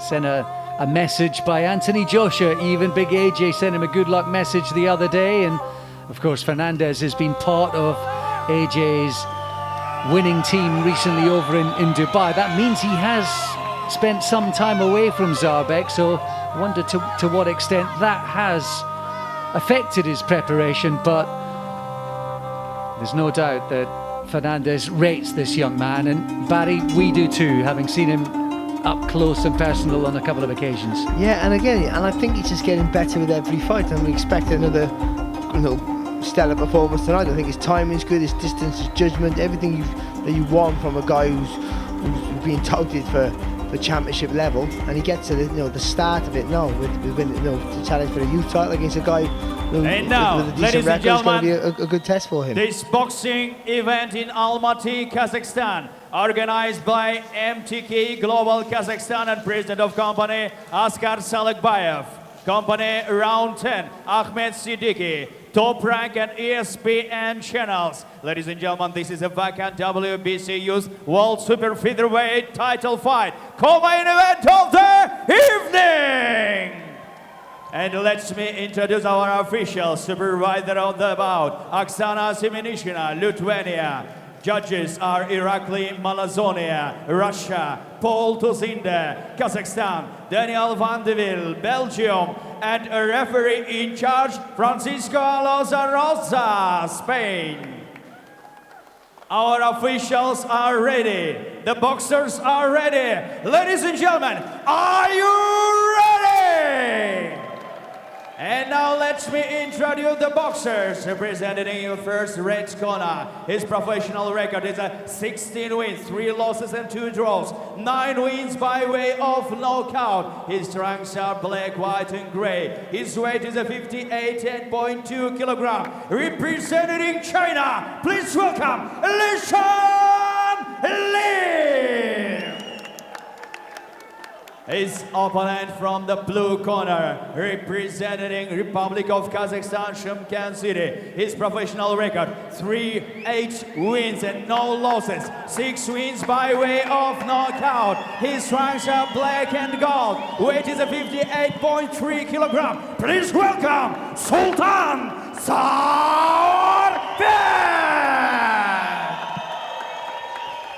Referee is Francisco Lozarosa, Spain.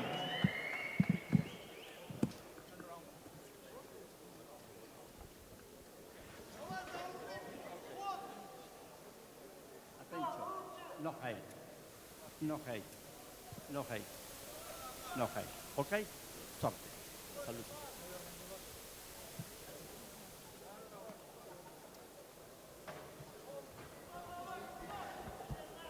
Here we go then, latest Ladies and opportunity gentlemen, give some noise to see Sultan Zaurbek in action.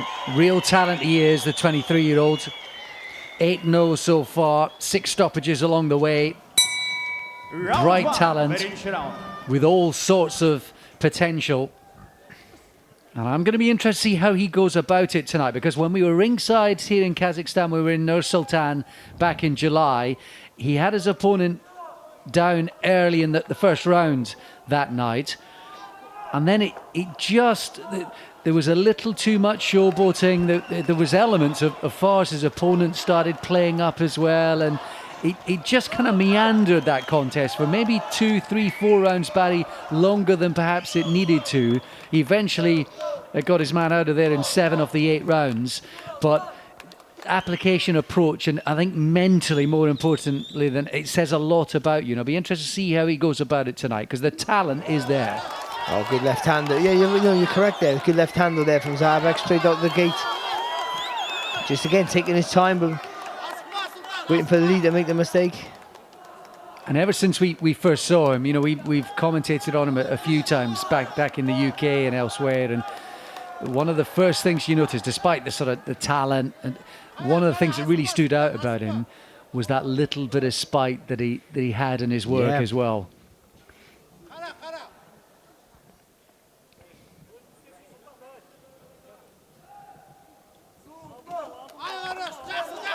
Just slightly off balance, Lee. Left hand to the body has always been a shot that Zaurbek throws particularly well.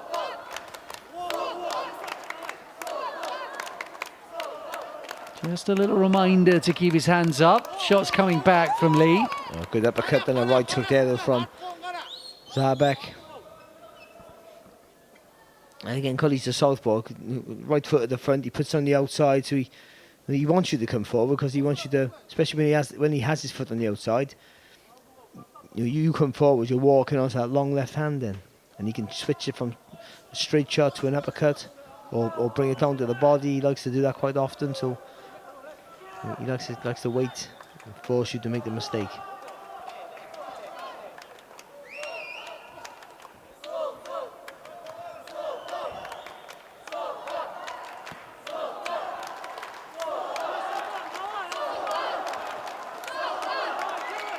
Just having a look, isn't he? He's been thoughtful, measured here, Zaurbek. There's a couple of fast reflex shots, reaction shots from him to the body. It's the right idea from Lee, but he needs to step behind that first jab to get closer before he threw the second. I'll tell you what, he only just missed with that right hand. Zaurbek's reactions were excellent, right on point. Slightly relying on those with his hands down. Interesting start.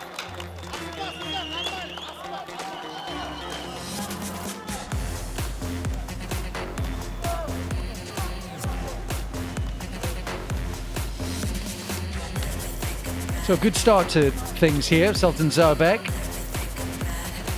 It's a lovely combination, isn't it? Again, just inside the jab with the uppercut and the left hand, and again that nice long left hand. And he makes you walk onto the shot. Good footwork there as well. There's a little spin off the ropes, and doesn't want to give Lee that sort of momentum. But when Lee did fight to attack, he just sort of squares his feet up a little bit, so makes it a little bit easier for Zaurbek to use his better footwork to get out of the way.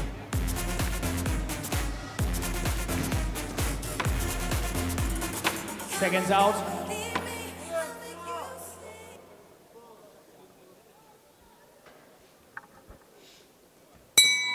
Round 2, Chanov. Round 2 of this one. Scheduled for 8. So used to these title fights normally being sort of 10 and obviously up to 12 as well. But a youth title tonight for Zaurbek up against Lee. Only a year between them. Much more experience though Lee is crammed into that time.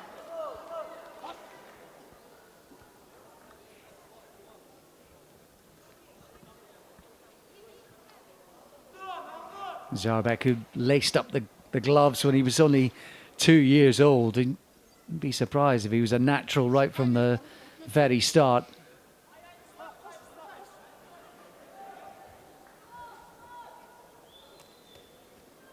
Oh no, good left hook. 2 good left hooks there from Lee. Yeah, he did manage to evade them. They became glancing shots, didn't they? Because the sort of shoulder sway and the turning of the chin from Zaurbek. Wouldn't want him to be relying on that as he moves up the ladder. No. Oh. He lands a good left hand of his own, but he is relying on his reactions. Wouldn't mind seeing the hands just a little higher. And I'm all for high hands. The problem is, the only problem for that for him there is it takes away that bit of a lateral movement that he likes to use. So it's just when you're closer to the target, you need to be a little bit tighter maybe. But he's boxing quite well, nice and relaxed still. It's a good jab.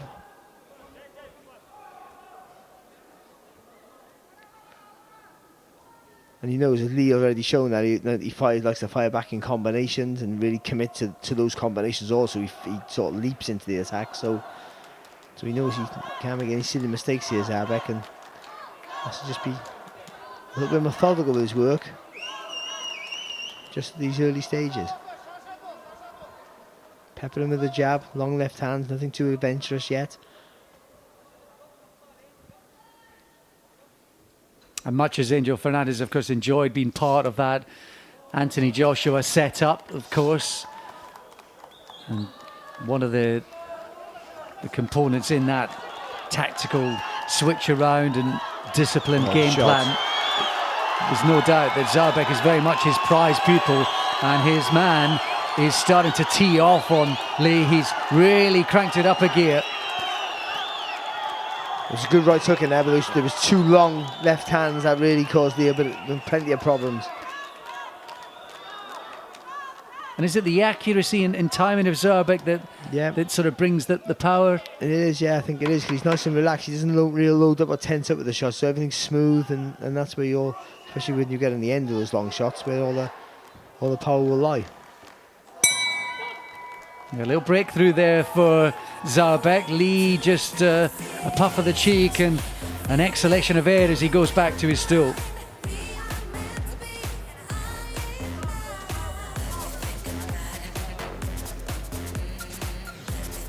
I was just about to talk about the sort of bond between Zaurbek and his coach and trainer Angel Fernandez, who really does make a play unusually of the fact that he like there's that left hand. How much he not only likes but needs to have that sort of bond and friendship between him and his fighters, and the one that he has with Zaurbek is a strong one. That is slightly unusual, isn't it, Barry? Sometimes I suppose you can't help it, but no, you're together all the time, so you're going to have a bond and rapport. Some trainers like to keep it a little bit more distant, like a working relationship. Almost like a boss and a course. worker in some ways. But yeah, it's very, very different, I think, with Fernandez. It means more, I think, is his point. It's a real strange dynamic of training a boxer, because effectively the trainer works for you. You pay him, of course, but in the gym he has to be your boss. Otherwise, it doesn't really work. If you're dictating terms in the gym, then you're not getting the right work in. So you have to submit to what your trainer tells you, or get a new trainer. I think that's the way it is. You have to trust that. You have to have that rapport and that trust and that bond as well. So it's some trainers get too close, some trainers don't get close enough. I think it's getting that balance right. Of course, that was one of the big problems towards the end of the career for Naz, wasn't it? Exactly that sort of thing. The bond broke down, and who was calling the shots was changed entirely. This young man, very much at the start, isn't he? Looking to move to 9-0, and this sort of co-featured spot on a home bill for him. He, of course, trains over in Sutton at the Raptors gym. His countryman and pal Nurtis Ashbanov on the undercard here. They live together in an apartment over there, and he only gets home for sort of 2, 3, maybe 4 weeks at a time.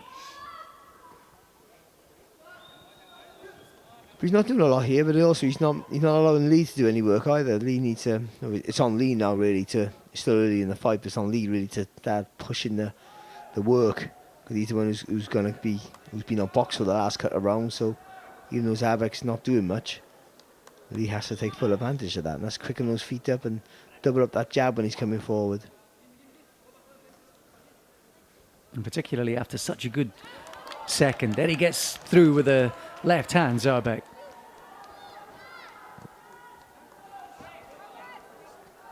Well, Zaurbek has the luxury that he can wait, because he's ahead and he's picking up the points there with the cleaner work. So he's the one who can wait and look and force you to rush your work, make the mistake, and he can pick up looking for the clean shots. You almost saw that straight backhand to the body that he throws so well.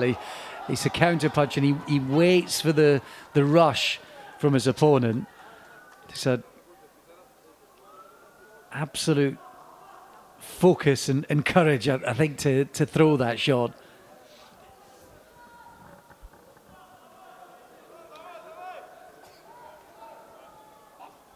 Just a bit of blood maybe coming from the nose or the mouth now of Lee's. They replace the gum shields.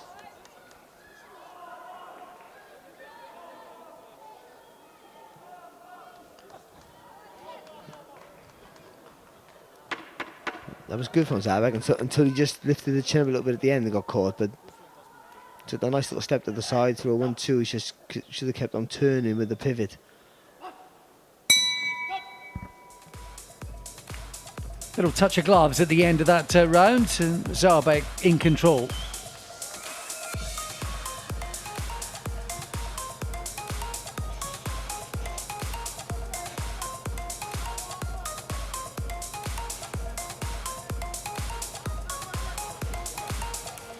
It's a big opportunity for Zaurbek tonight. Not the sort of guy that ever looks flustered or nervous in any way, I think it's fair to say.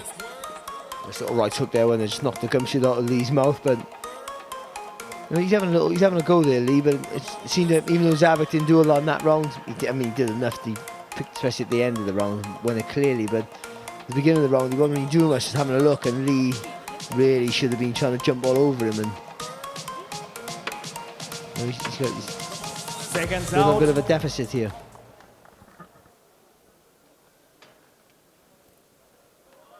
Давайте поддержим, друзья. Round 4, third round.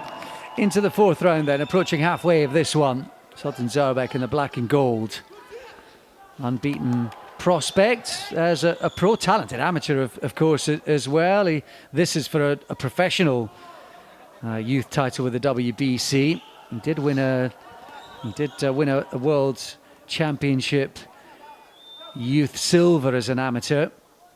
Lost to the Cuban Javier Ibanez. He actually beat Peter McGrail en route in the semi-finals, the Merseysider back home in the UK, en route to that silver medal when that was in Sofia back in 2014. So talent's always been there, and now translating it to the pro ranks too. Again, there's some good work. Nice little long uppercut there from Zaurbek, but then because the chin's high, just got clipped himself. Just got to remember about the movement after he throws the shot. That's good work though. Lovely timing. Yeah, is he just holding his ground a bit more here, Barry, the start of this fourth? That was a solid left hand from him.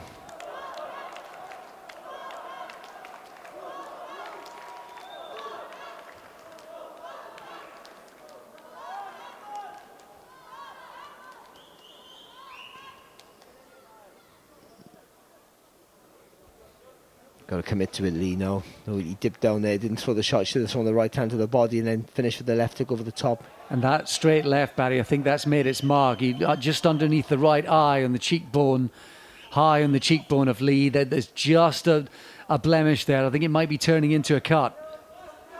Oh, lovely work there from Zaurbek there. Just took the foot on the outside there, leading with the right uppercut. Oh, Lee gets through with the right hand of his own. Just again a reminder in this hard sport that you can take nothing for granted. You might be in control, you might be winning on the scorecard, you might be dominating this round. It only takes one shot. Zaurbek back with one of his own. I think he's landed more heavy shots in this round than any other. Yeah, he's boxing well, isn't he?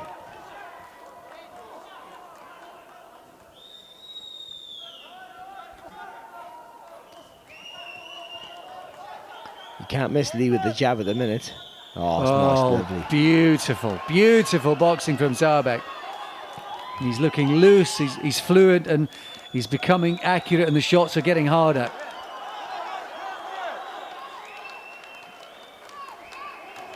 Oh, again, lovely. Lee's uppercut really well, doesn't he?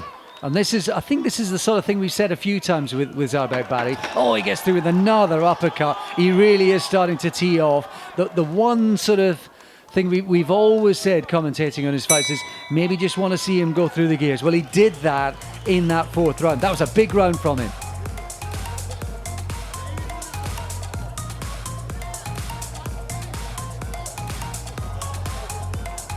Well, a significant fourth round at halfway for Sultan Zaurbek, where he started to land with heavy shots, and he was landing again and again, and it was the variety there too as well.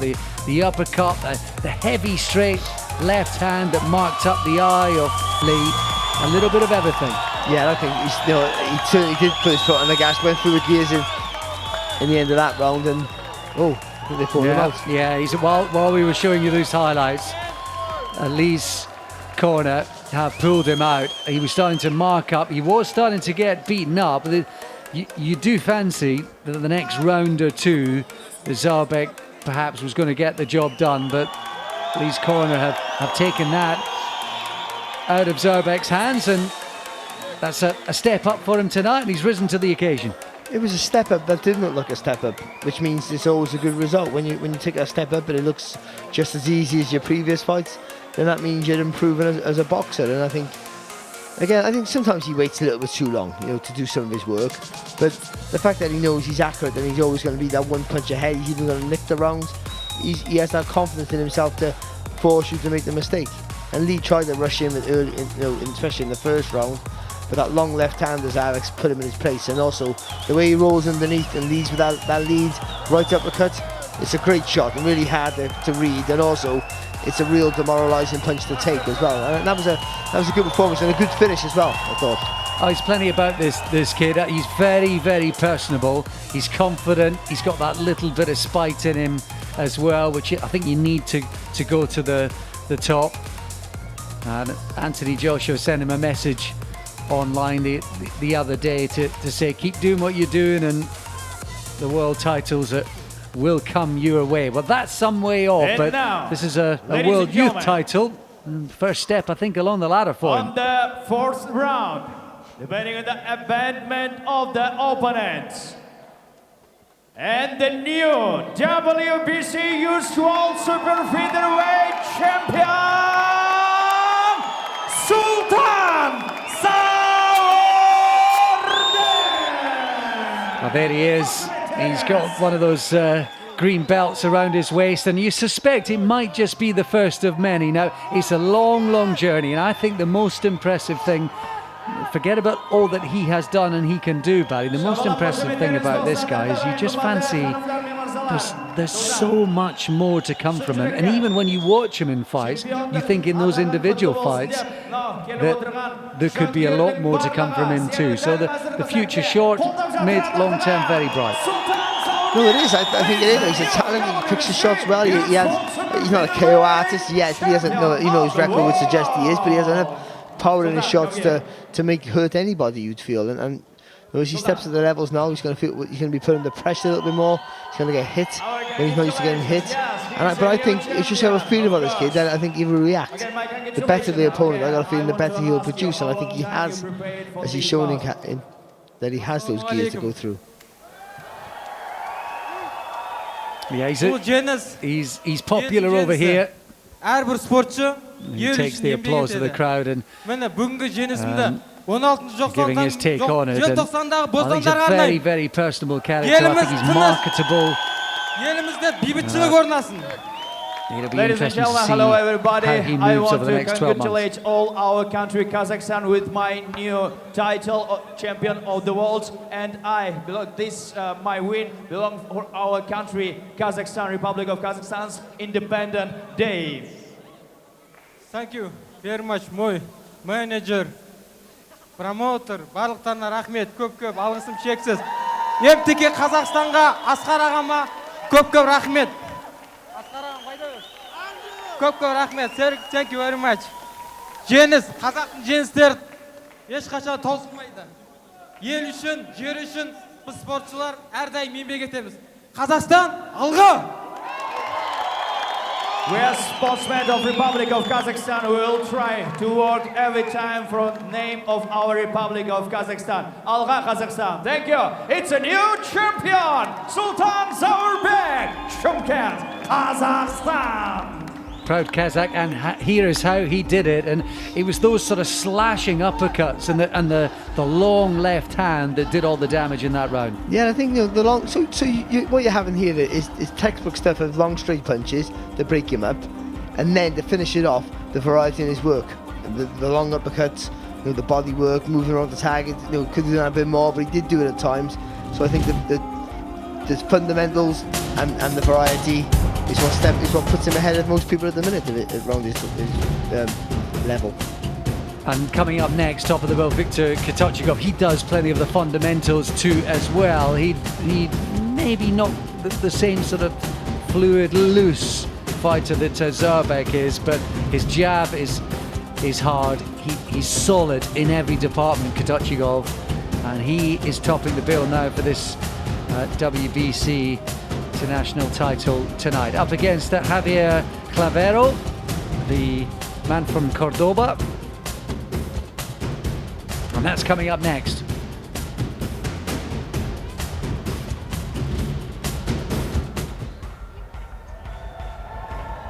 Sonымен, hürmetli hanımlar ve mırzalar, kül dünyanın jankirleri, barlıklarınızda Almatı törü, Kazakhstan Respublikasının törünен barşаңызға, кешімізге қош келдіңіздер деп WBC International тұжырымы бойынша чемпиондық атақты қорғап қалу. Кешіміздің басты жекпе-жегін бастауға біз дайынбыз ағайын!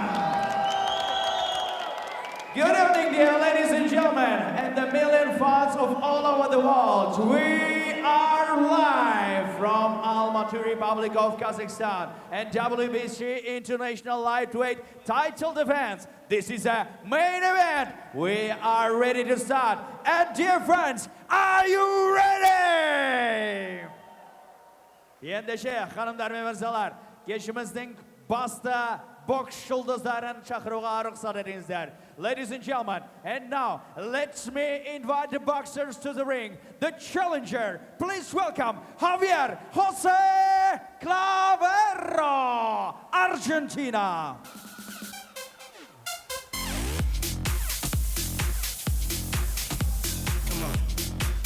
It's a fight away from home for Javier Clavero, the man from Cordoba.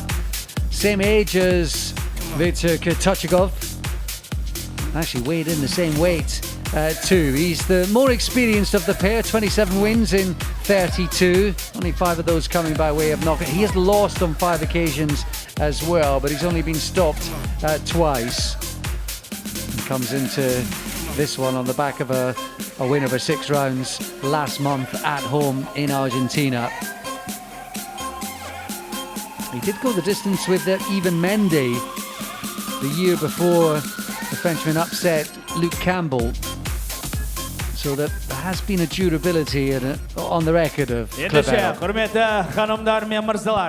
WBC International Championship atağının iyegerini ortamızga şaqıruğa rüqsat etіңіздер. Ladies and gentlemen, please welcome our WBC International Lightweight Champion, Viktor Katachygov, Kazakhstan.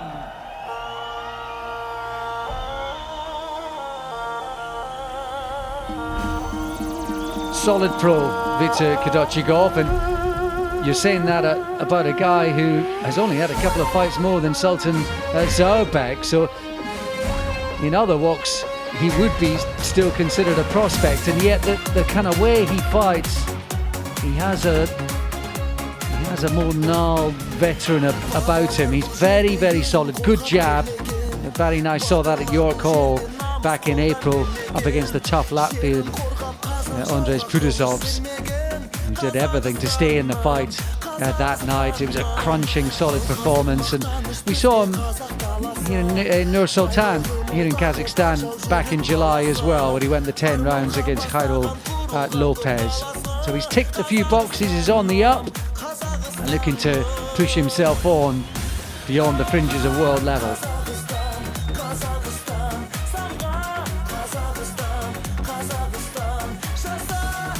Құрметті ханымдар мен мырзалар, қымбатты жанкүйерлер, орындарыңыздан тұруларыңызды өтінеміз. Аргентина мемлекетінің әнұраны. Ladies and gentlemen, please rise for the national anthem of Argentina. Гимн Аргентины.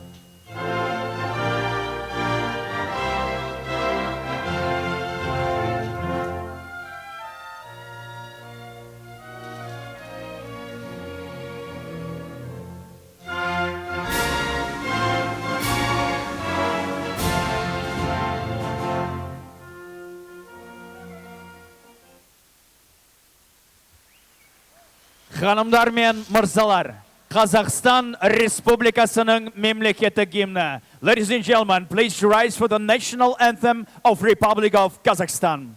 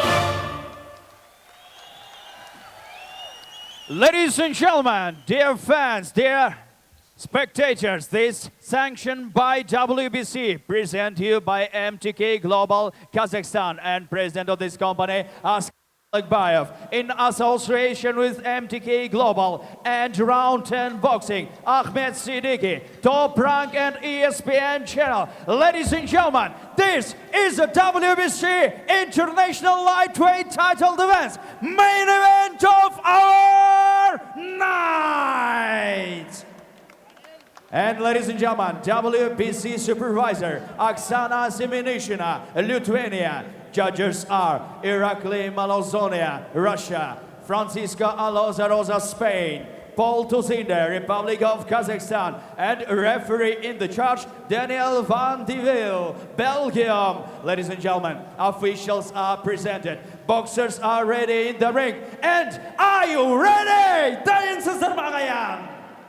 And now, let me introduce first challenger in the red corner of the ring. He's a professional record, 27 wins and 5 losses, and 5 wins by way of knockout. His weight is a 60 kilogram. Ladies and gentlemen, damas y caballeros, bienvenido, Avelio Maria Carlova, Argentina, Javier José Herrero Clavero. Onun karşılası alаңның көкбұрышындағы Дархан даламыздың батырын қошеметтеріңізбен қарсы алуға дайынсыздар ма ағайын? Ladies and gentlemen, let me introduce the boxer. Professional record of game. Victor is a 10 win, no losses, 4 wins by way of knockout. His official weight is a 60 kilogram and 2. The color of his trunks white and blue. Please welcome WBC International Lightweight Champion, undefeated Victor Katachygov, Kazakhstan.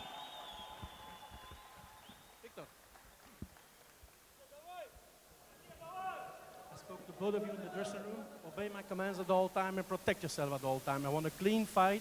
I don't want to see punches lower than this. No kidney punches, no rabbit punches. Good luck to both of you.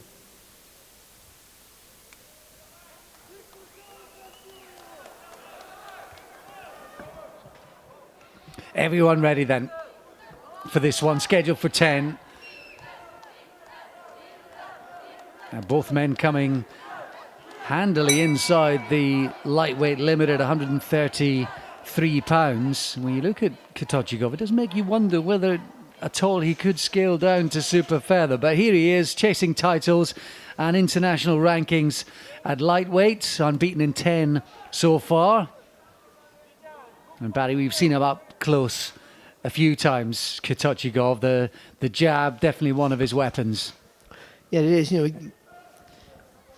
If anything, he's almost like a British fighter, isn't he? You know, his whole style, his stance, even dare say his complexion. But he boxes well, so you know his hands are not really megally high, but he's always around there amongst his chin. And nice solid jab, everything works up that solid jab for Katachygov. There he just leapt into a left hook as well. Through the first minute, settled down immediately into his rhythm, Katachygov.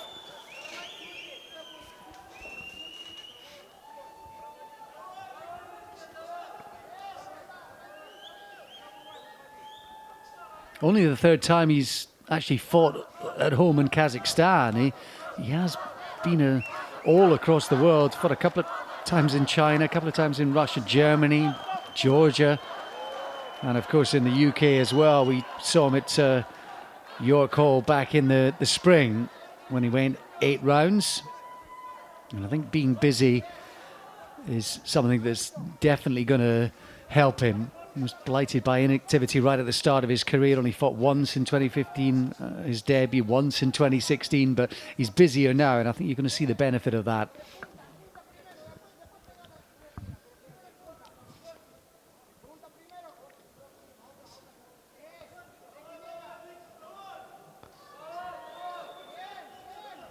Be careful there, Katachygov going back in straight lines like that, more than 2 steps. Go take a little pivot off. Good body shot. Oh, wasn't that? Yeah. Just changed the angle, leaned across and whipped in that left hand.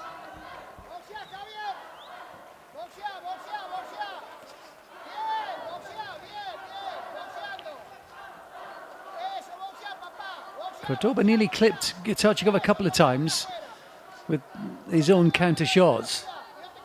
Little reminders there.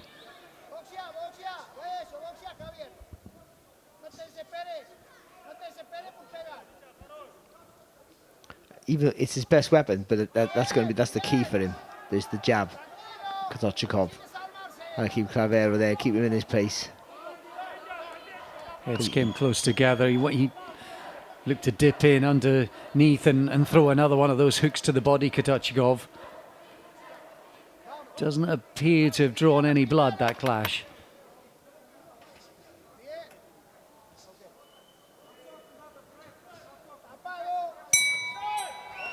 Ooh, a couple of shots on the bell. I think he was just slightly off balance, Cordoba. Good business-like start and approach from Katachygov.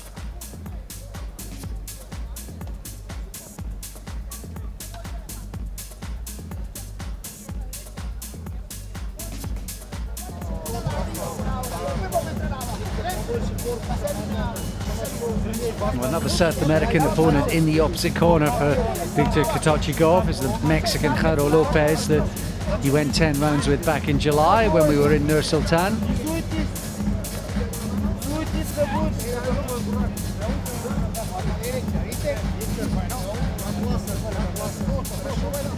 That wasn't a bad little round for him. To me, he didn't do loads, he did enough, and also for a title fight, for 10 rounds, you've got a lot of time to do your work, so he just had a good look at what was coming at him, and also while still establishing a solid jab. So that was right at the end of the round, wasn't it? There, nice little 3-punch combination there from Katachygov. Seconds out.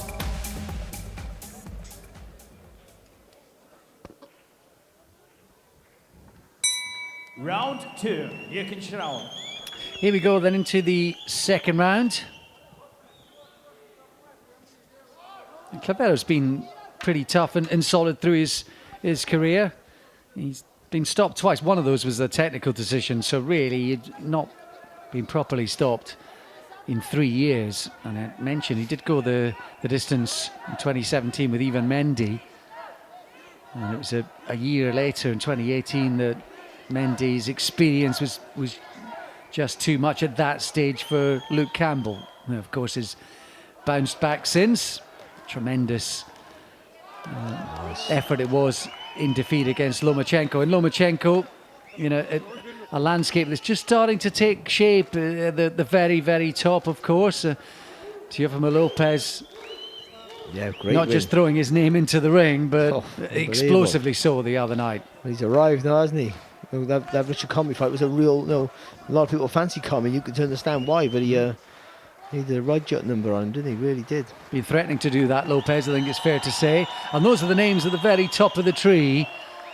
I wonder how, for a sort of prospect stroke improving fighter like Katachygov, when you know the guys, it's a bit like the light heavyweight division in the last 4 or 5 years as well. When you're making your way up the ladder and you know the strength of the competition up there at the top, how do you approach that? How does that affect your thinking? I don't think, unless you're looking in the next sort of 6 to 12 months, I don't think it should even affect you, because the landscape can change so quickly. Will those guys move up or move down or retire, and then it could be a relatively weak division. So just deal with it when you get there. Of course you do, yeah. But he's boxing well this round. He's picking his shots really well here, Katachygov.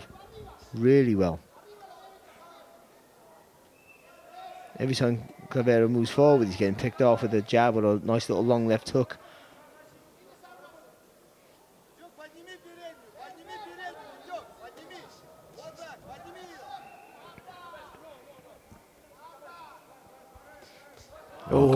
Good right hand. Yeah, clipped him with the right hand. Don't know if he got the full force of it, but he was so close to doing just that, Katachygov.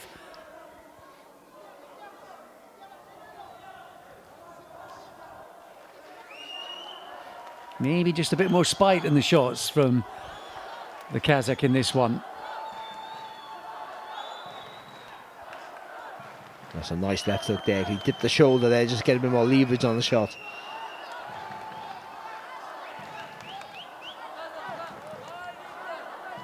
Game here, Clavero, because he's walking on the shots, isn't he? Yeah, Clavero's just trying to get through on toughness, I think, at the end of this round. Yeah, good round that for Katachygov. Some meaningful shots landed in it.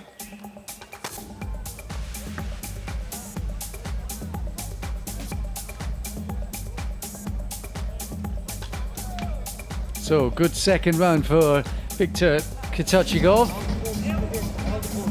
26-year-old, unbeaten in 10 so far. And we saw it a bit, didn't we, Barry, when we saw him in July? There were quite a few times where it looked like he was going to get Lopez out of there. He was just starting to build up a bit of momentum. Some heavier shots landed and it never quite came to fruition. Just a little glimpse that we might see the same again. It might do, but it's all going to depend on this fella here. Now, if he keeps staying ambitious, I think he'll walk onto enough shots to maybe Katachygov might be able to get him out of there. But if he starts going into his shell, then it might be a bit more difficult task here for Katachygov. But what he is doing is the Kazakh is he's picking his shots really well. That second round was a fantastic round for him. Round 3. Into round 3 then, scheduled for 10. And some heavier artillery being landed in that second round from Viktor Katachygov in the light blue and white shorts. And those are the sort of punches that if you continue to land and your opponent take those, it just steadily starts to have a cumulative effect. Oh, nice left hook there from Katachygov. Just feinted the jab and come around with a nice long left hook.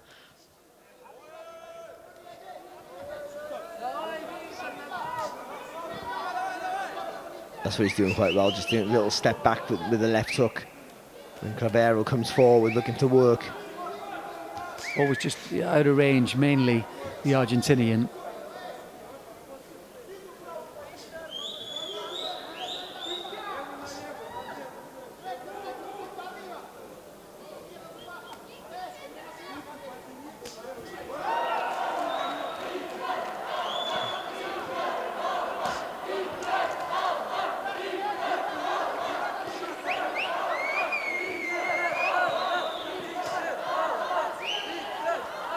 So he takes that step back, and if Clavero doesn't come forward and throw, go straight back to work then, Katachygov. And he's comfortable, isn't he, Katachygov, either taking that half step back and counter punching or fighting on the front foot as well. He looks like he's capable of and happy doing either. But when he comes forward, he's blocking and countering, isn't he? That's what's making it effective either way he goes. Whether he's attacking or being more defensive, he's always quickest off the mark at the minute. You can see the point we made right at the start of this one and the build-up about how sort of everything Katachygov does is pretty solid. Orthodox. He's throwing that left at the body. It's the right idea. I just think he's a little too far out to do it. I think he's starting to put a bit more weight into his shots as well, Barry.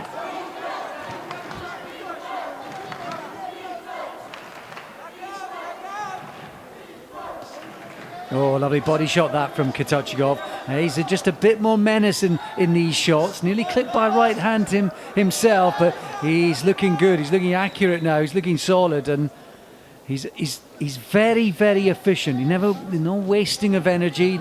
You know, an economy of movement around the centre of the ring as well. Lovely head movement there as well from Katachygov there, making him miss quite easily in the pocket there. And even if he doesn't block shots with the arms, he has good enough vision to move that head. Good right hand again there. Yeah, he's building momentum here, Katachygov. The rounds are getting better and better for him.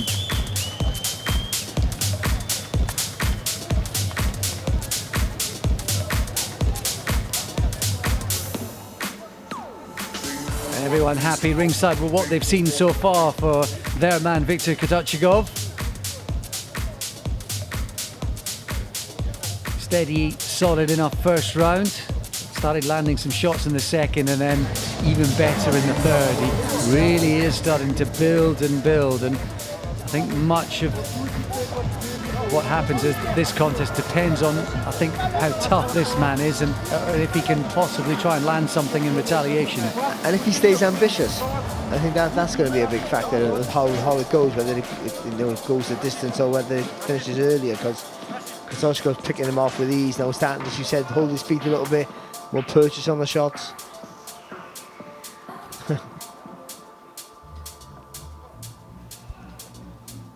Plenty of people getting in the mood here. Round 4, 4th round. Now Matty.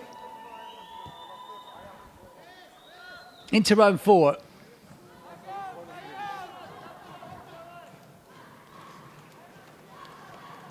And Katachygov, he's not the sort of guy that's necessarily going to floor you or knock you out with one shot, but everything's fairly solid, and I think he will break opponents down.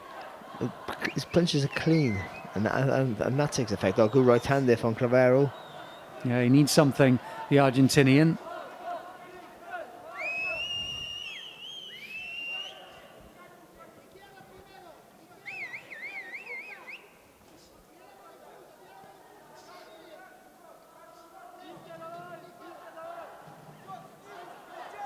I think he's just like about 6 inches too far out here. Oh, it's a good lovely left hook.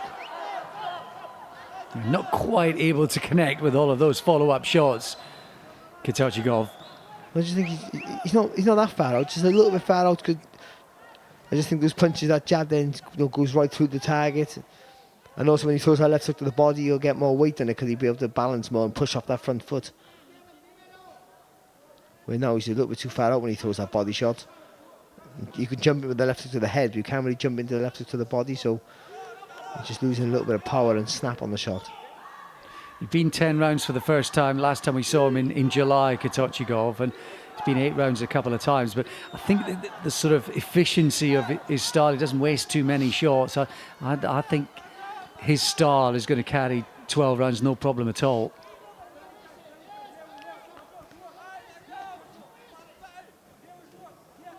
Oh, that was a nice left hook, wasn't it? To the body, right under the left elbow into the ribcage. He took that, he wore it well, I think, Clavero. It was almost an uppercut, wasn't it?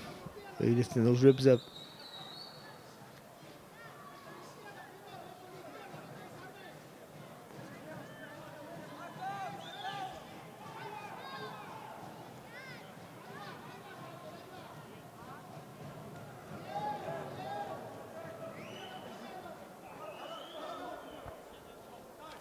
Heads close together again, and certainly that's what Clavero is complaining of.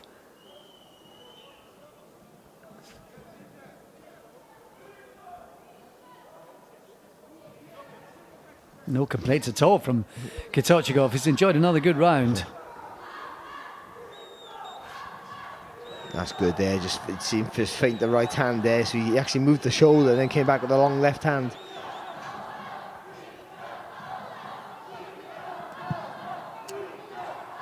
He's boxing well, isn't he? Yeah, very well. Controlled and disciplined. That's good there. He's been doubling up with the left hook all night, hasn't he? And the body shot hasn't been hitting, but the left hook of the head, the finishing shots, always hit the target.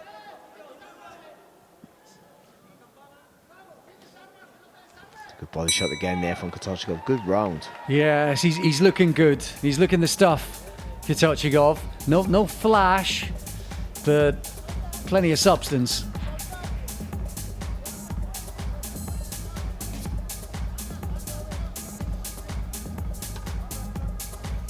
Well, 4 rounds in here, and Almaty and Viktor Katachygov really is getting hold of this fight, and he's very much in control.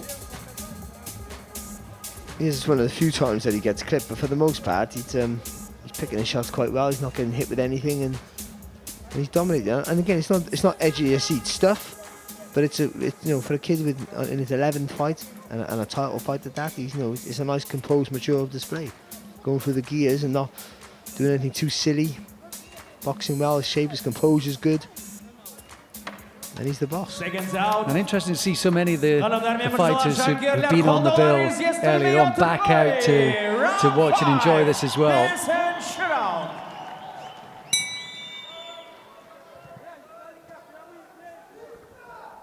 Into the 5th round then. Good to Katachygov in the blue and white boots. Surely he's won all 4 so far. I think pretty straightforwardly.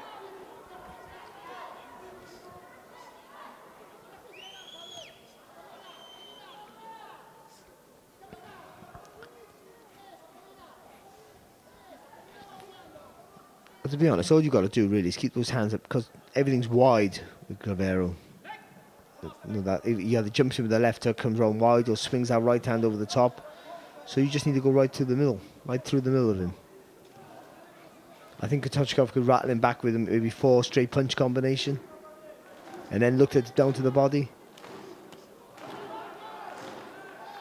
Try to work the left hook to the body there, Katachygov.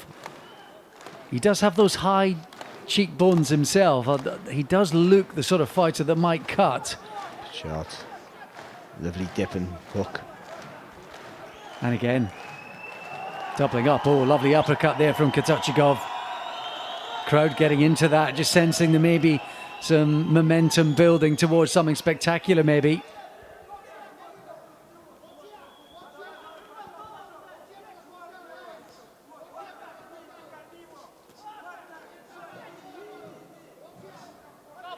Again, he threw that left hook. If he's just a little bit closer. You just Refereeing his you own do have fight. to get it with the South American fighters. Oh, lovely uppercut, Katachygov. He is just starting to complain a little bit. The head clashes. He's been moaning about, suggesting there was an elbow from Katachygov. He's the one who's kind of putting his head down and burrowing forward, Clavero.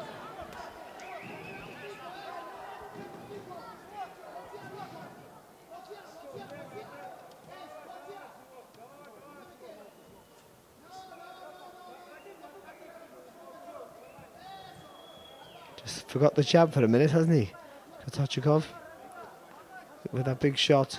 Just work beyond the jab again. Just start from the first phase and work up it. Yeah, it's been a bit more messier this round, first couple of minutes. Not as clean as we'd seen in the previous rounds from Katachygov, but maybe just tightened it up there.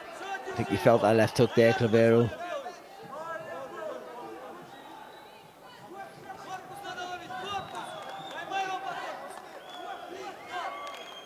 Clavero just his punches are sort of long and round, aren't they? Yeah, they all are. He's almost punching round the back of the head of Katachygov. And again, moaning to the referee. I think it was a body shot, and I think he just complained about it. Maybe just starting to unravel a bit, is he, the Argentinian? Another body shot goes in there from Katachygov. Well, the first 2 minutes might have been messy, but he really did tighten things up and back on track, Katachygov, in the last minute of that round.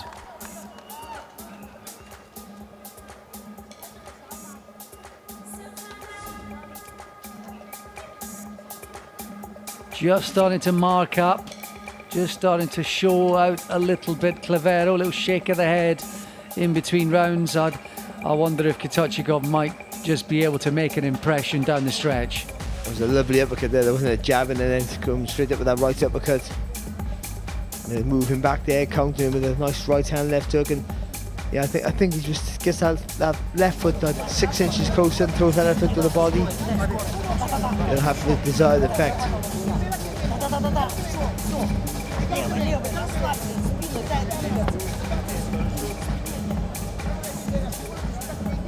Seconds out.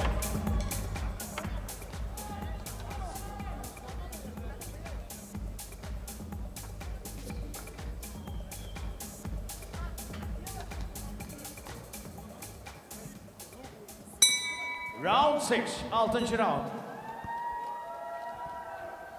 Into the second half of the fight then. Katachigov's been in control right from the start, building up a real head of steam, second, third, fourth rounds. Maybe the fifth for the first couple of minutes was a bit scrappy, but he regained control through the last minute of that round. And here we go again into the second half of the fight.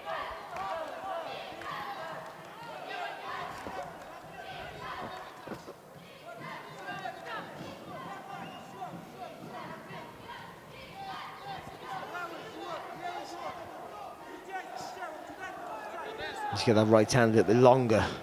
2 punches right through the target there, Katachygov. the low left hand, Clavero. He comes forward with a low left hand as well, so you can just touch him to jab into the chest, then throw that right hand right through the target. That'll work out well for him.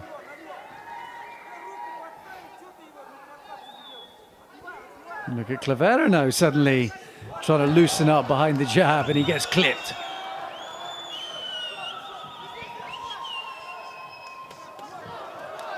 That left hook was low.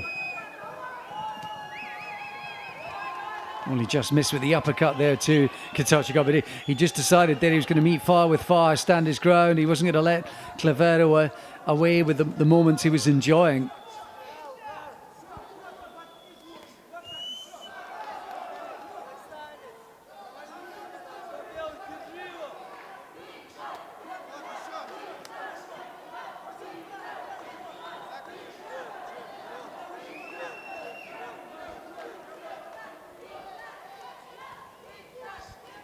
Oh, lovely uppercut again there.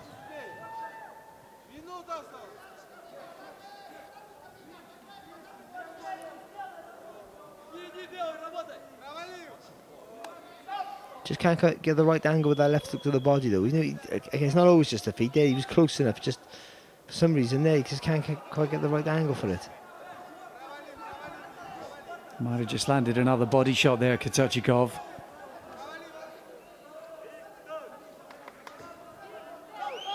Oh, might have just caught him on the top of the head here. That was a Laurel and Hardy, Harold Lloyd move, that one. I think another couple of body shots going from Katachygov. I think maybe credit Clavero for, he's kind of tried to rally in this round. And obviously, clearly it's been slipping away from him and getting worse. And he has tried to rally, show a bit of resistance in this round. I think he needed to. Yeah, he needs more, doesn't he? The right hand there from Katachygov and a left hook. Oh, and a right hand from Clavero as well. Resistance from the Argentinian.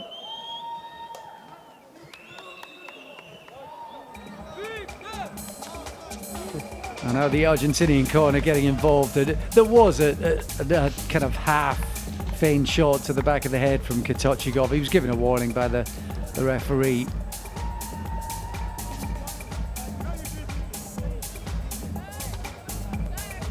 It's a lovely left hook. It's almost like a little feint with the jab, isn't it, before he throws it as well.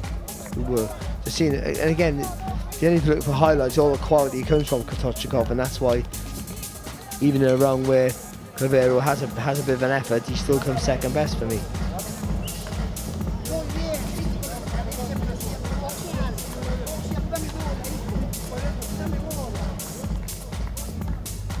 No doubt Katachygov, he's in control. Scorecard's very much his friend.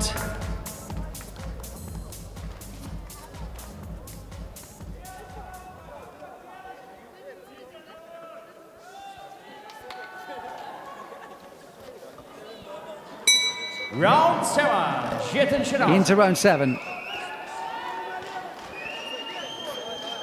I don't think there's any doubt Viktor Katachygov is clearly 6 rounds up. But there was a sort of rally from Clavero in that round, and how hard he had to work just to do that. Well, to be fair, I think I think the earlier rounds were harder for Clavero than the last few, to be honest, even though he's still getting beat. But I don't think it's been a torrid experience for him, so theoretically he should have enough energy to really make a push for it if he has ambition to try and win. Whether he walks onto more shots or more punishment is probably something he might be considering, but either way, if he wants to win, he has to show a bit more than what he's showing right now.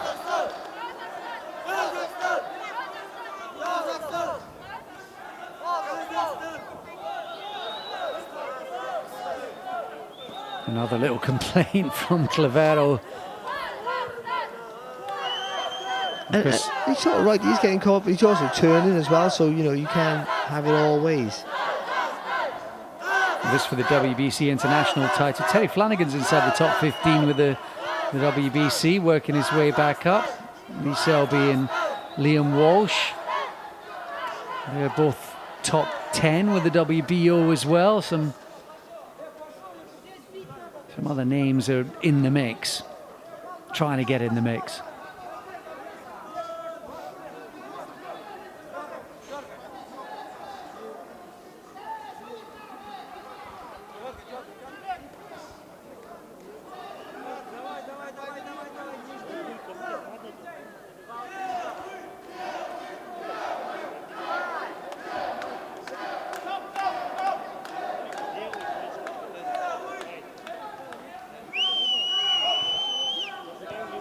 Just needs to keep his concentration now, doesn't he? Katachygov, that's all.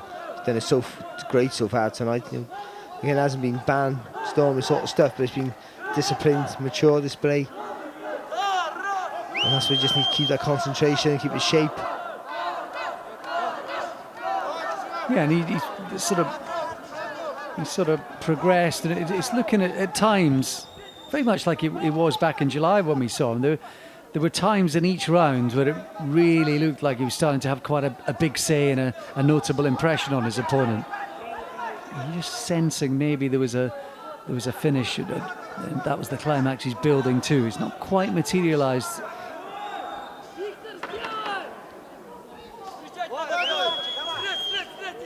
No, again, what he has, I'm not saying he doesn't have it, what he hasn't shown really is that burst of acceleration when he hits him with a good shot or does something good. He doesn't have that burst of acceleration, of pace in his work to sort of like really get that show reel finish.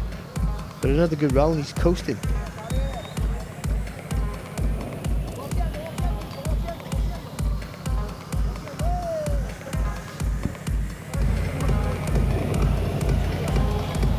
Relatively comfortable so far from Katachygov, certainly on the scorecards.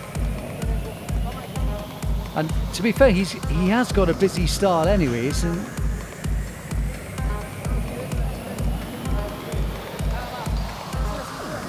if you're asking him to sort of do more, it's maybe only in terms of how he goes about it tactically, when he throws his punches, because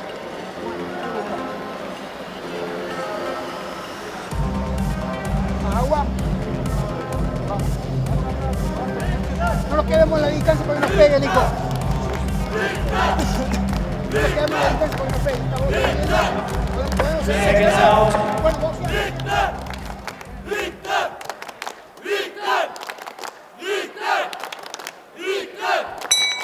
Round 8, 6 round. Into round 8 then, down the stretch here.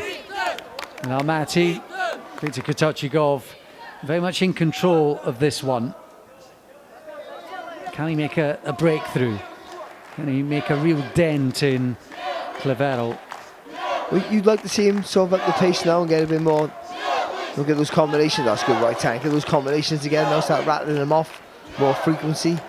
But also, you don't want to make any mistakes. And good right uppercut there as well from Katachygov. You'll fight your clearly win, and you don't want to be overplaying your hand and get caught in any situations.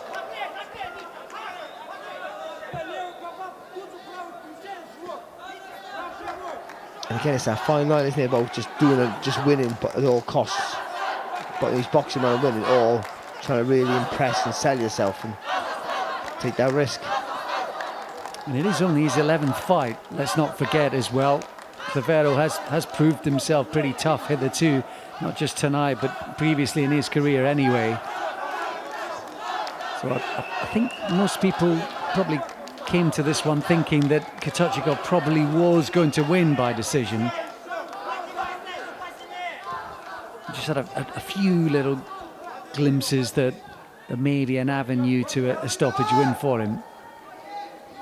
And maybe that just underlines that he kind of chips away rather than necessarily has that sort of punch that might just turn the fight into something down that particular road. Oh, good shots. And you know what, so, he had the right ideas. Some of the combinations of shots he was looking at, he had the right idea. He was just a little bit too far out at times. So didn't quite get the desired effect of some of the you know, the effort and the thought process didn't get the effect that it maybe deserved.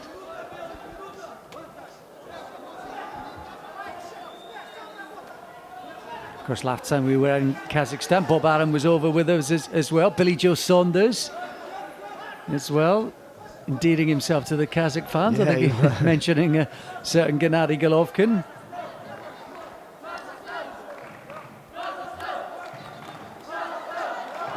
Shot. Right down to the body, left hook on the chin there. Good work. It was, and Gumshoe came out momentarily, put it back in himself, Clavero.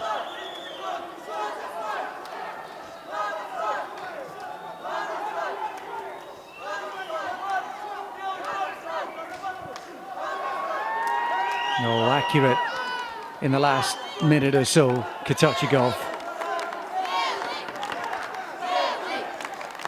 Oh, he's tried that, he's landed, nearly landed a couple of times, hasn't he? Jab, uppercut. He's finished the round really well, hasn't he? Really strong.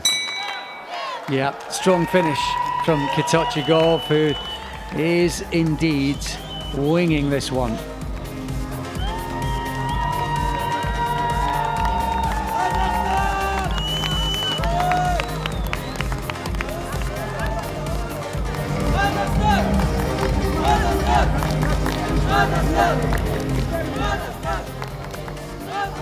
I think for Clavero, no, there's just not much he can do apart from resist. Yeah, well, yeah, because again, I think that was, it looked like it's just a routine round, really, like some of the others. But then Katachygov sort of turned the screw a little bit in the last sort of 30-40 seconds, and there was just glimpses, and maybe Clavero was starting to wilt a little bit. We'll see.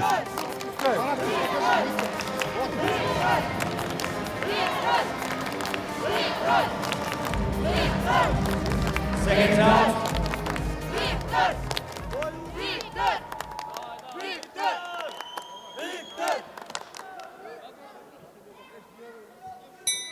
Round 9, Tolesh and Chanov. Into round 9, scheduled for 10, the WBC international title. Of course, some ranking points in a position for Viktor Katachygov on the banker. This one, another carrot dangling and an opportunity to step up the ladder.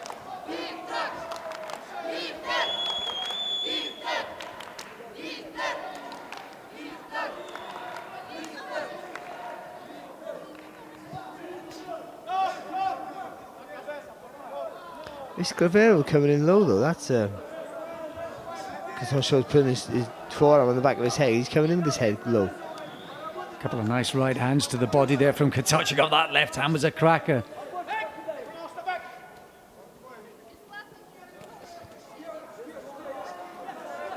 Sustained body attack through the first minute from Katachygov. Yeah, I just think Clavero just takes the sting of it. I think the elbow's just half past. He blocked through some of those body shots, and and to be fair to the Argentinian, the headshots he's often turning away to turn them into glancing blows as well.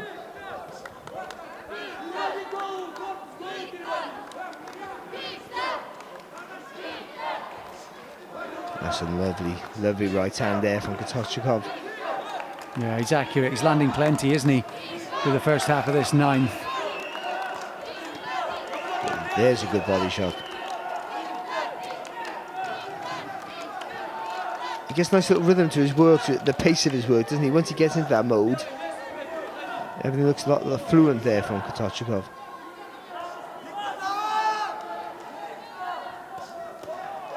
Nice left hook there from Clavero. It's a good shot. Yeah, well, Katachygov is kind of holding his feet, looking to continue that rhythm that Barry was talking about. Minute to go in the 9th.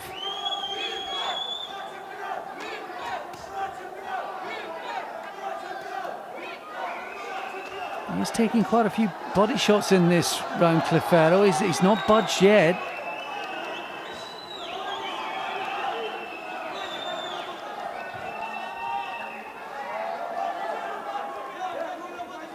He's landing some good shots in this round, Clavero. He hasn't done nowhere near enough to win the round yet, but he's landing some good shots.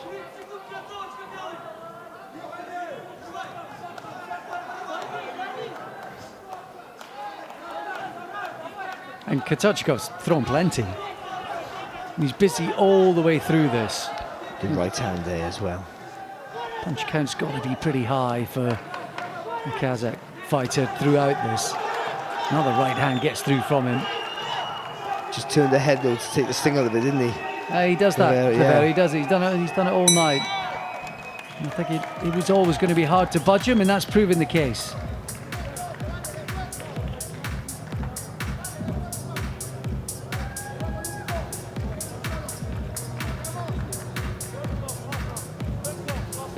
There's Nurtes Ashbanov. He was on the card earlier on, just sporting a little bruise under his right eye. Flatmate, gym mate of Sultan Zaurbek back in the UK. And here's the young man who, of course, got the late call-off in Chanov. He was the float fight earlier on tonight.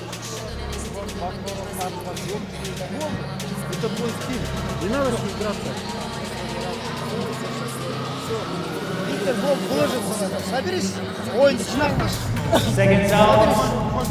Дамы и господа, это финальный раунд. Давайте пошумим немного и поддержим бойцов. Ladies and gentlemen, final round.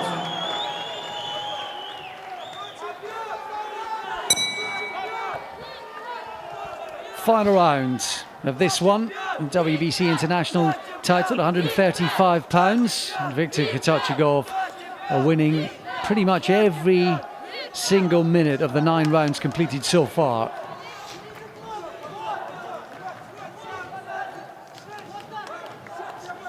It's nice, good work there from him.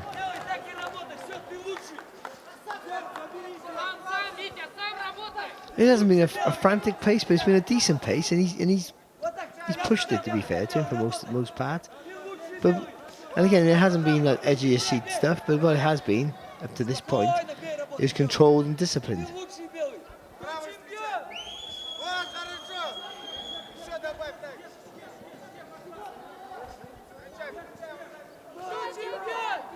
Yeah, and although there's been a lot of the same stuff in each round, it's not necessarily been a sort of sequence or a pattern of events, has it?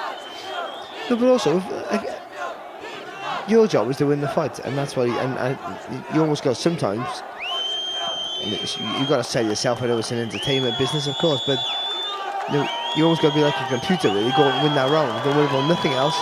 Win that round, win the next round. Try and break him down if you have a bit of power, and work it that way. But obviously, because it is an entertainment business, and people want to push that extra, take that extra risk to get that show reel finish, or to make the fight more exciting for the paying public. And I suppose it always it depends on the individual, and you play to your strengths and who you're fighting against. Because sometimes your dance partner is just as important as or the most important thing.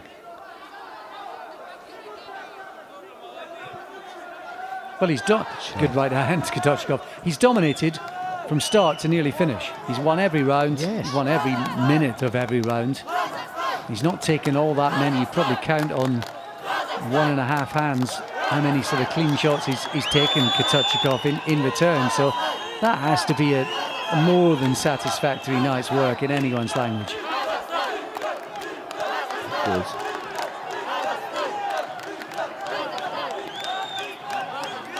I suppose when you're so dominant, people ask, oh, nice left hand. Getting through right at the end of this one with 30 seconds to go, Katachygov. I suppose fans, when you are so dominant, fans say, right, what else can you do? Of course, that's always the case, but last breaking him down. Too late it may be though.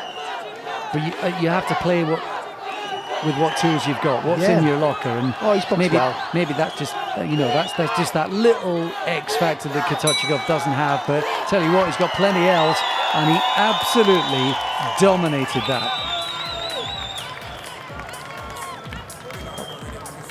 From a coach's perspective, they will be over the moon. It was disciplined, controlled. It was good variety in his work. We'll be on the long jab as well, which you always want to see to start off any sort of attacks. I thought it was good. Never took any shots. Used the feet when he had to.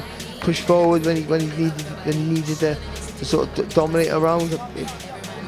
Again, the corner will be over the moon with that display. Oh yeah, absolutely. With 10 out of 10, I think from then, whatever the scorecards say, it really could be 100-90 without anyone blinking their eyelids or raising an eyebrow.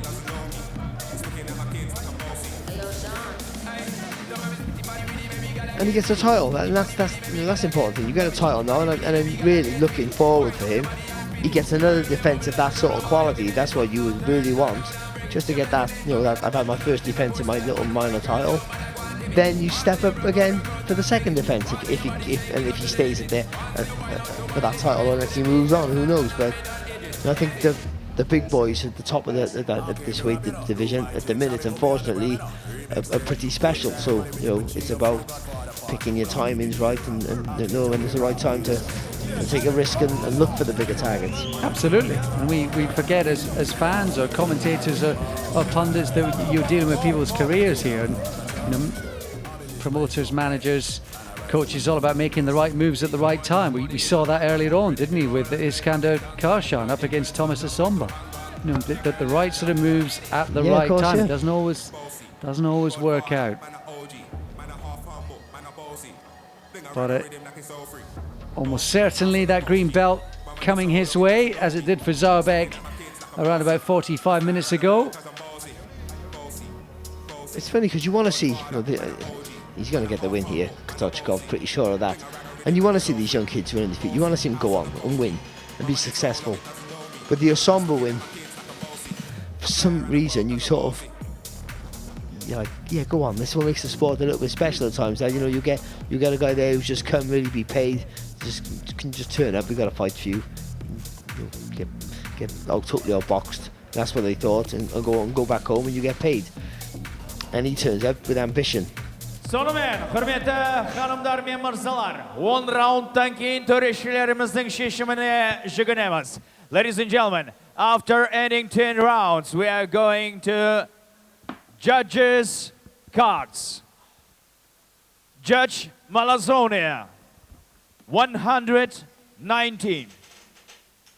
Judge Alozarossa, 119. Judge Tuzinde, 119. Win by unanimous decision and still WC International Lightweight title, Victor Katachygov, Kazakhstan.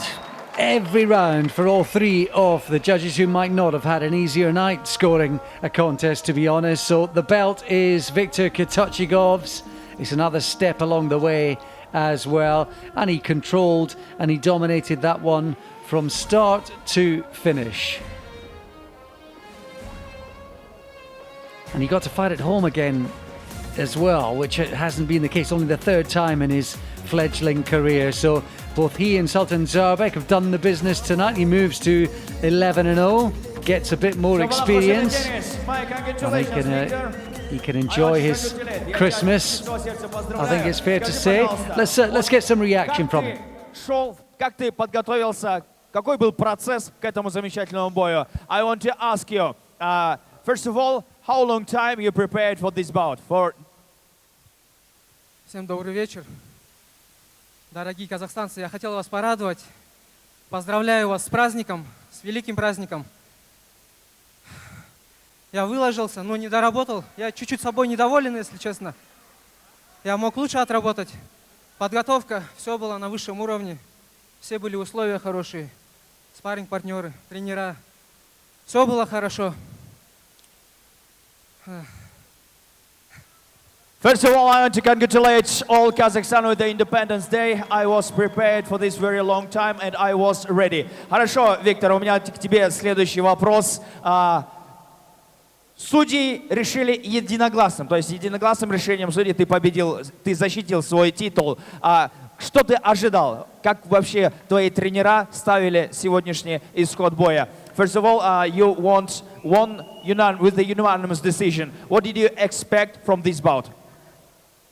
Нет, я сделал то, что мы планировали сделать, только чуть-чуть не доработал. Все было хорошо, где-то лишние удары пропускал, где-то не добивал. Можно было, конечно, лучше отработать. Но нужно отдать должное сопернику, он очень опытный, у него 27 побед из 32 боев. Я доволен, все хорошо. First of all, I expected this one. Our tactic was to do it till the end of our these 10 rounds, but a little bit much more did this, and it is a very serious opponent, and from the 32 bouts he was win in 27. And thank you everybody who came to support. Ну что, Виктор, я от души тебя поздравляю и тебя с праздником, с Днем Независимости. Защита титула. Какие твои планы? What is your plan in the future? Ну, о планах сейчас не могу говорить. Well, it's a big celebration in Kazakhstan, Independence Day tonight and into tomorrow, and lots of pride. I think it's fair to say all the boxers that have spoken tonight have mentioned that and how much they've enjoyed the occasion. And it is Katachygov who wins again and moves on. So Katachygov and Sultan Zaurbek, Barry, both winners, two different types of fighters, but both making moves in their career. They are both making moves, and I think it's important for the development of boxing in Kazakhstan. And it's not just GGG, there's other fighters coming up, and they're starting to produce champions in the professional game and in the amateur game. And the more champions they get, the more growth there is, the more shows we'll have over in Kazakhstan. Very much so. And big surprise earlier on in the car with Thomas Essomba. That didn't quite go to script, but pretty much everything else has done on this evening of celebration and boxing in Kazakhstan. The third time the boxing has been in this arena in 2019, and I suspect more of the same in the new year. Zaurbek looked pretty special, and Katachygov did the business. From all the team here in Almaty, we wish you a very Merry Christmas, and we'll be back again in 2020. My family is here from Taras, native city. Came a lot of fans and spectators to support my defense today's bout. And my family is here. Your father, yeah? His father, his wife, and his family is here. Your applause to his fans. Давайте поаплодируем его болельщикам и всему Тарасу, и всему Казахстану, которые пришли тебя поддержать. И хорошо, и напоследок, твои пожелания всем людям, которые здесь. Your wishes to all spectators, all the fans who is participating in this evening. Всех призываю.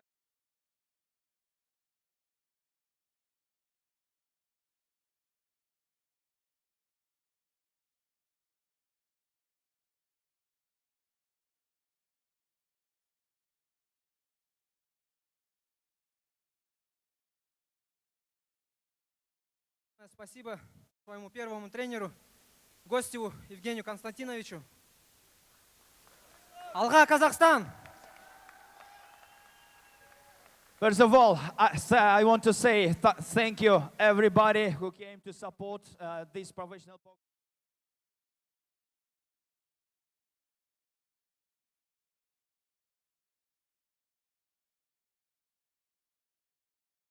Be healthy, be strong. Our will be on the top of the level, the professional sport.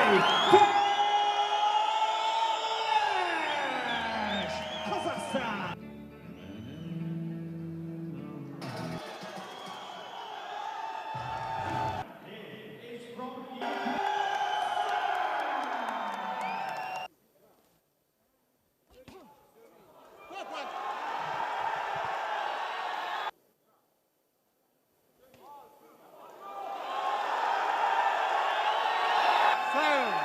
Hey, watch that.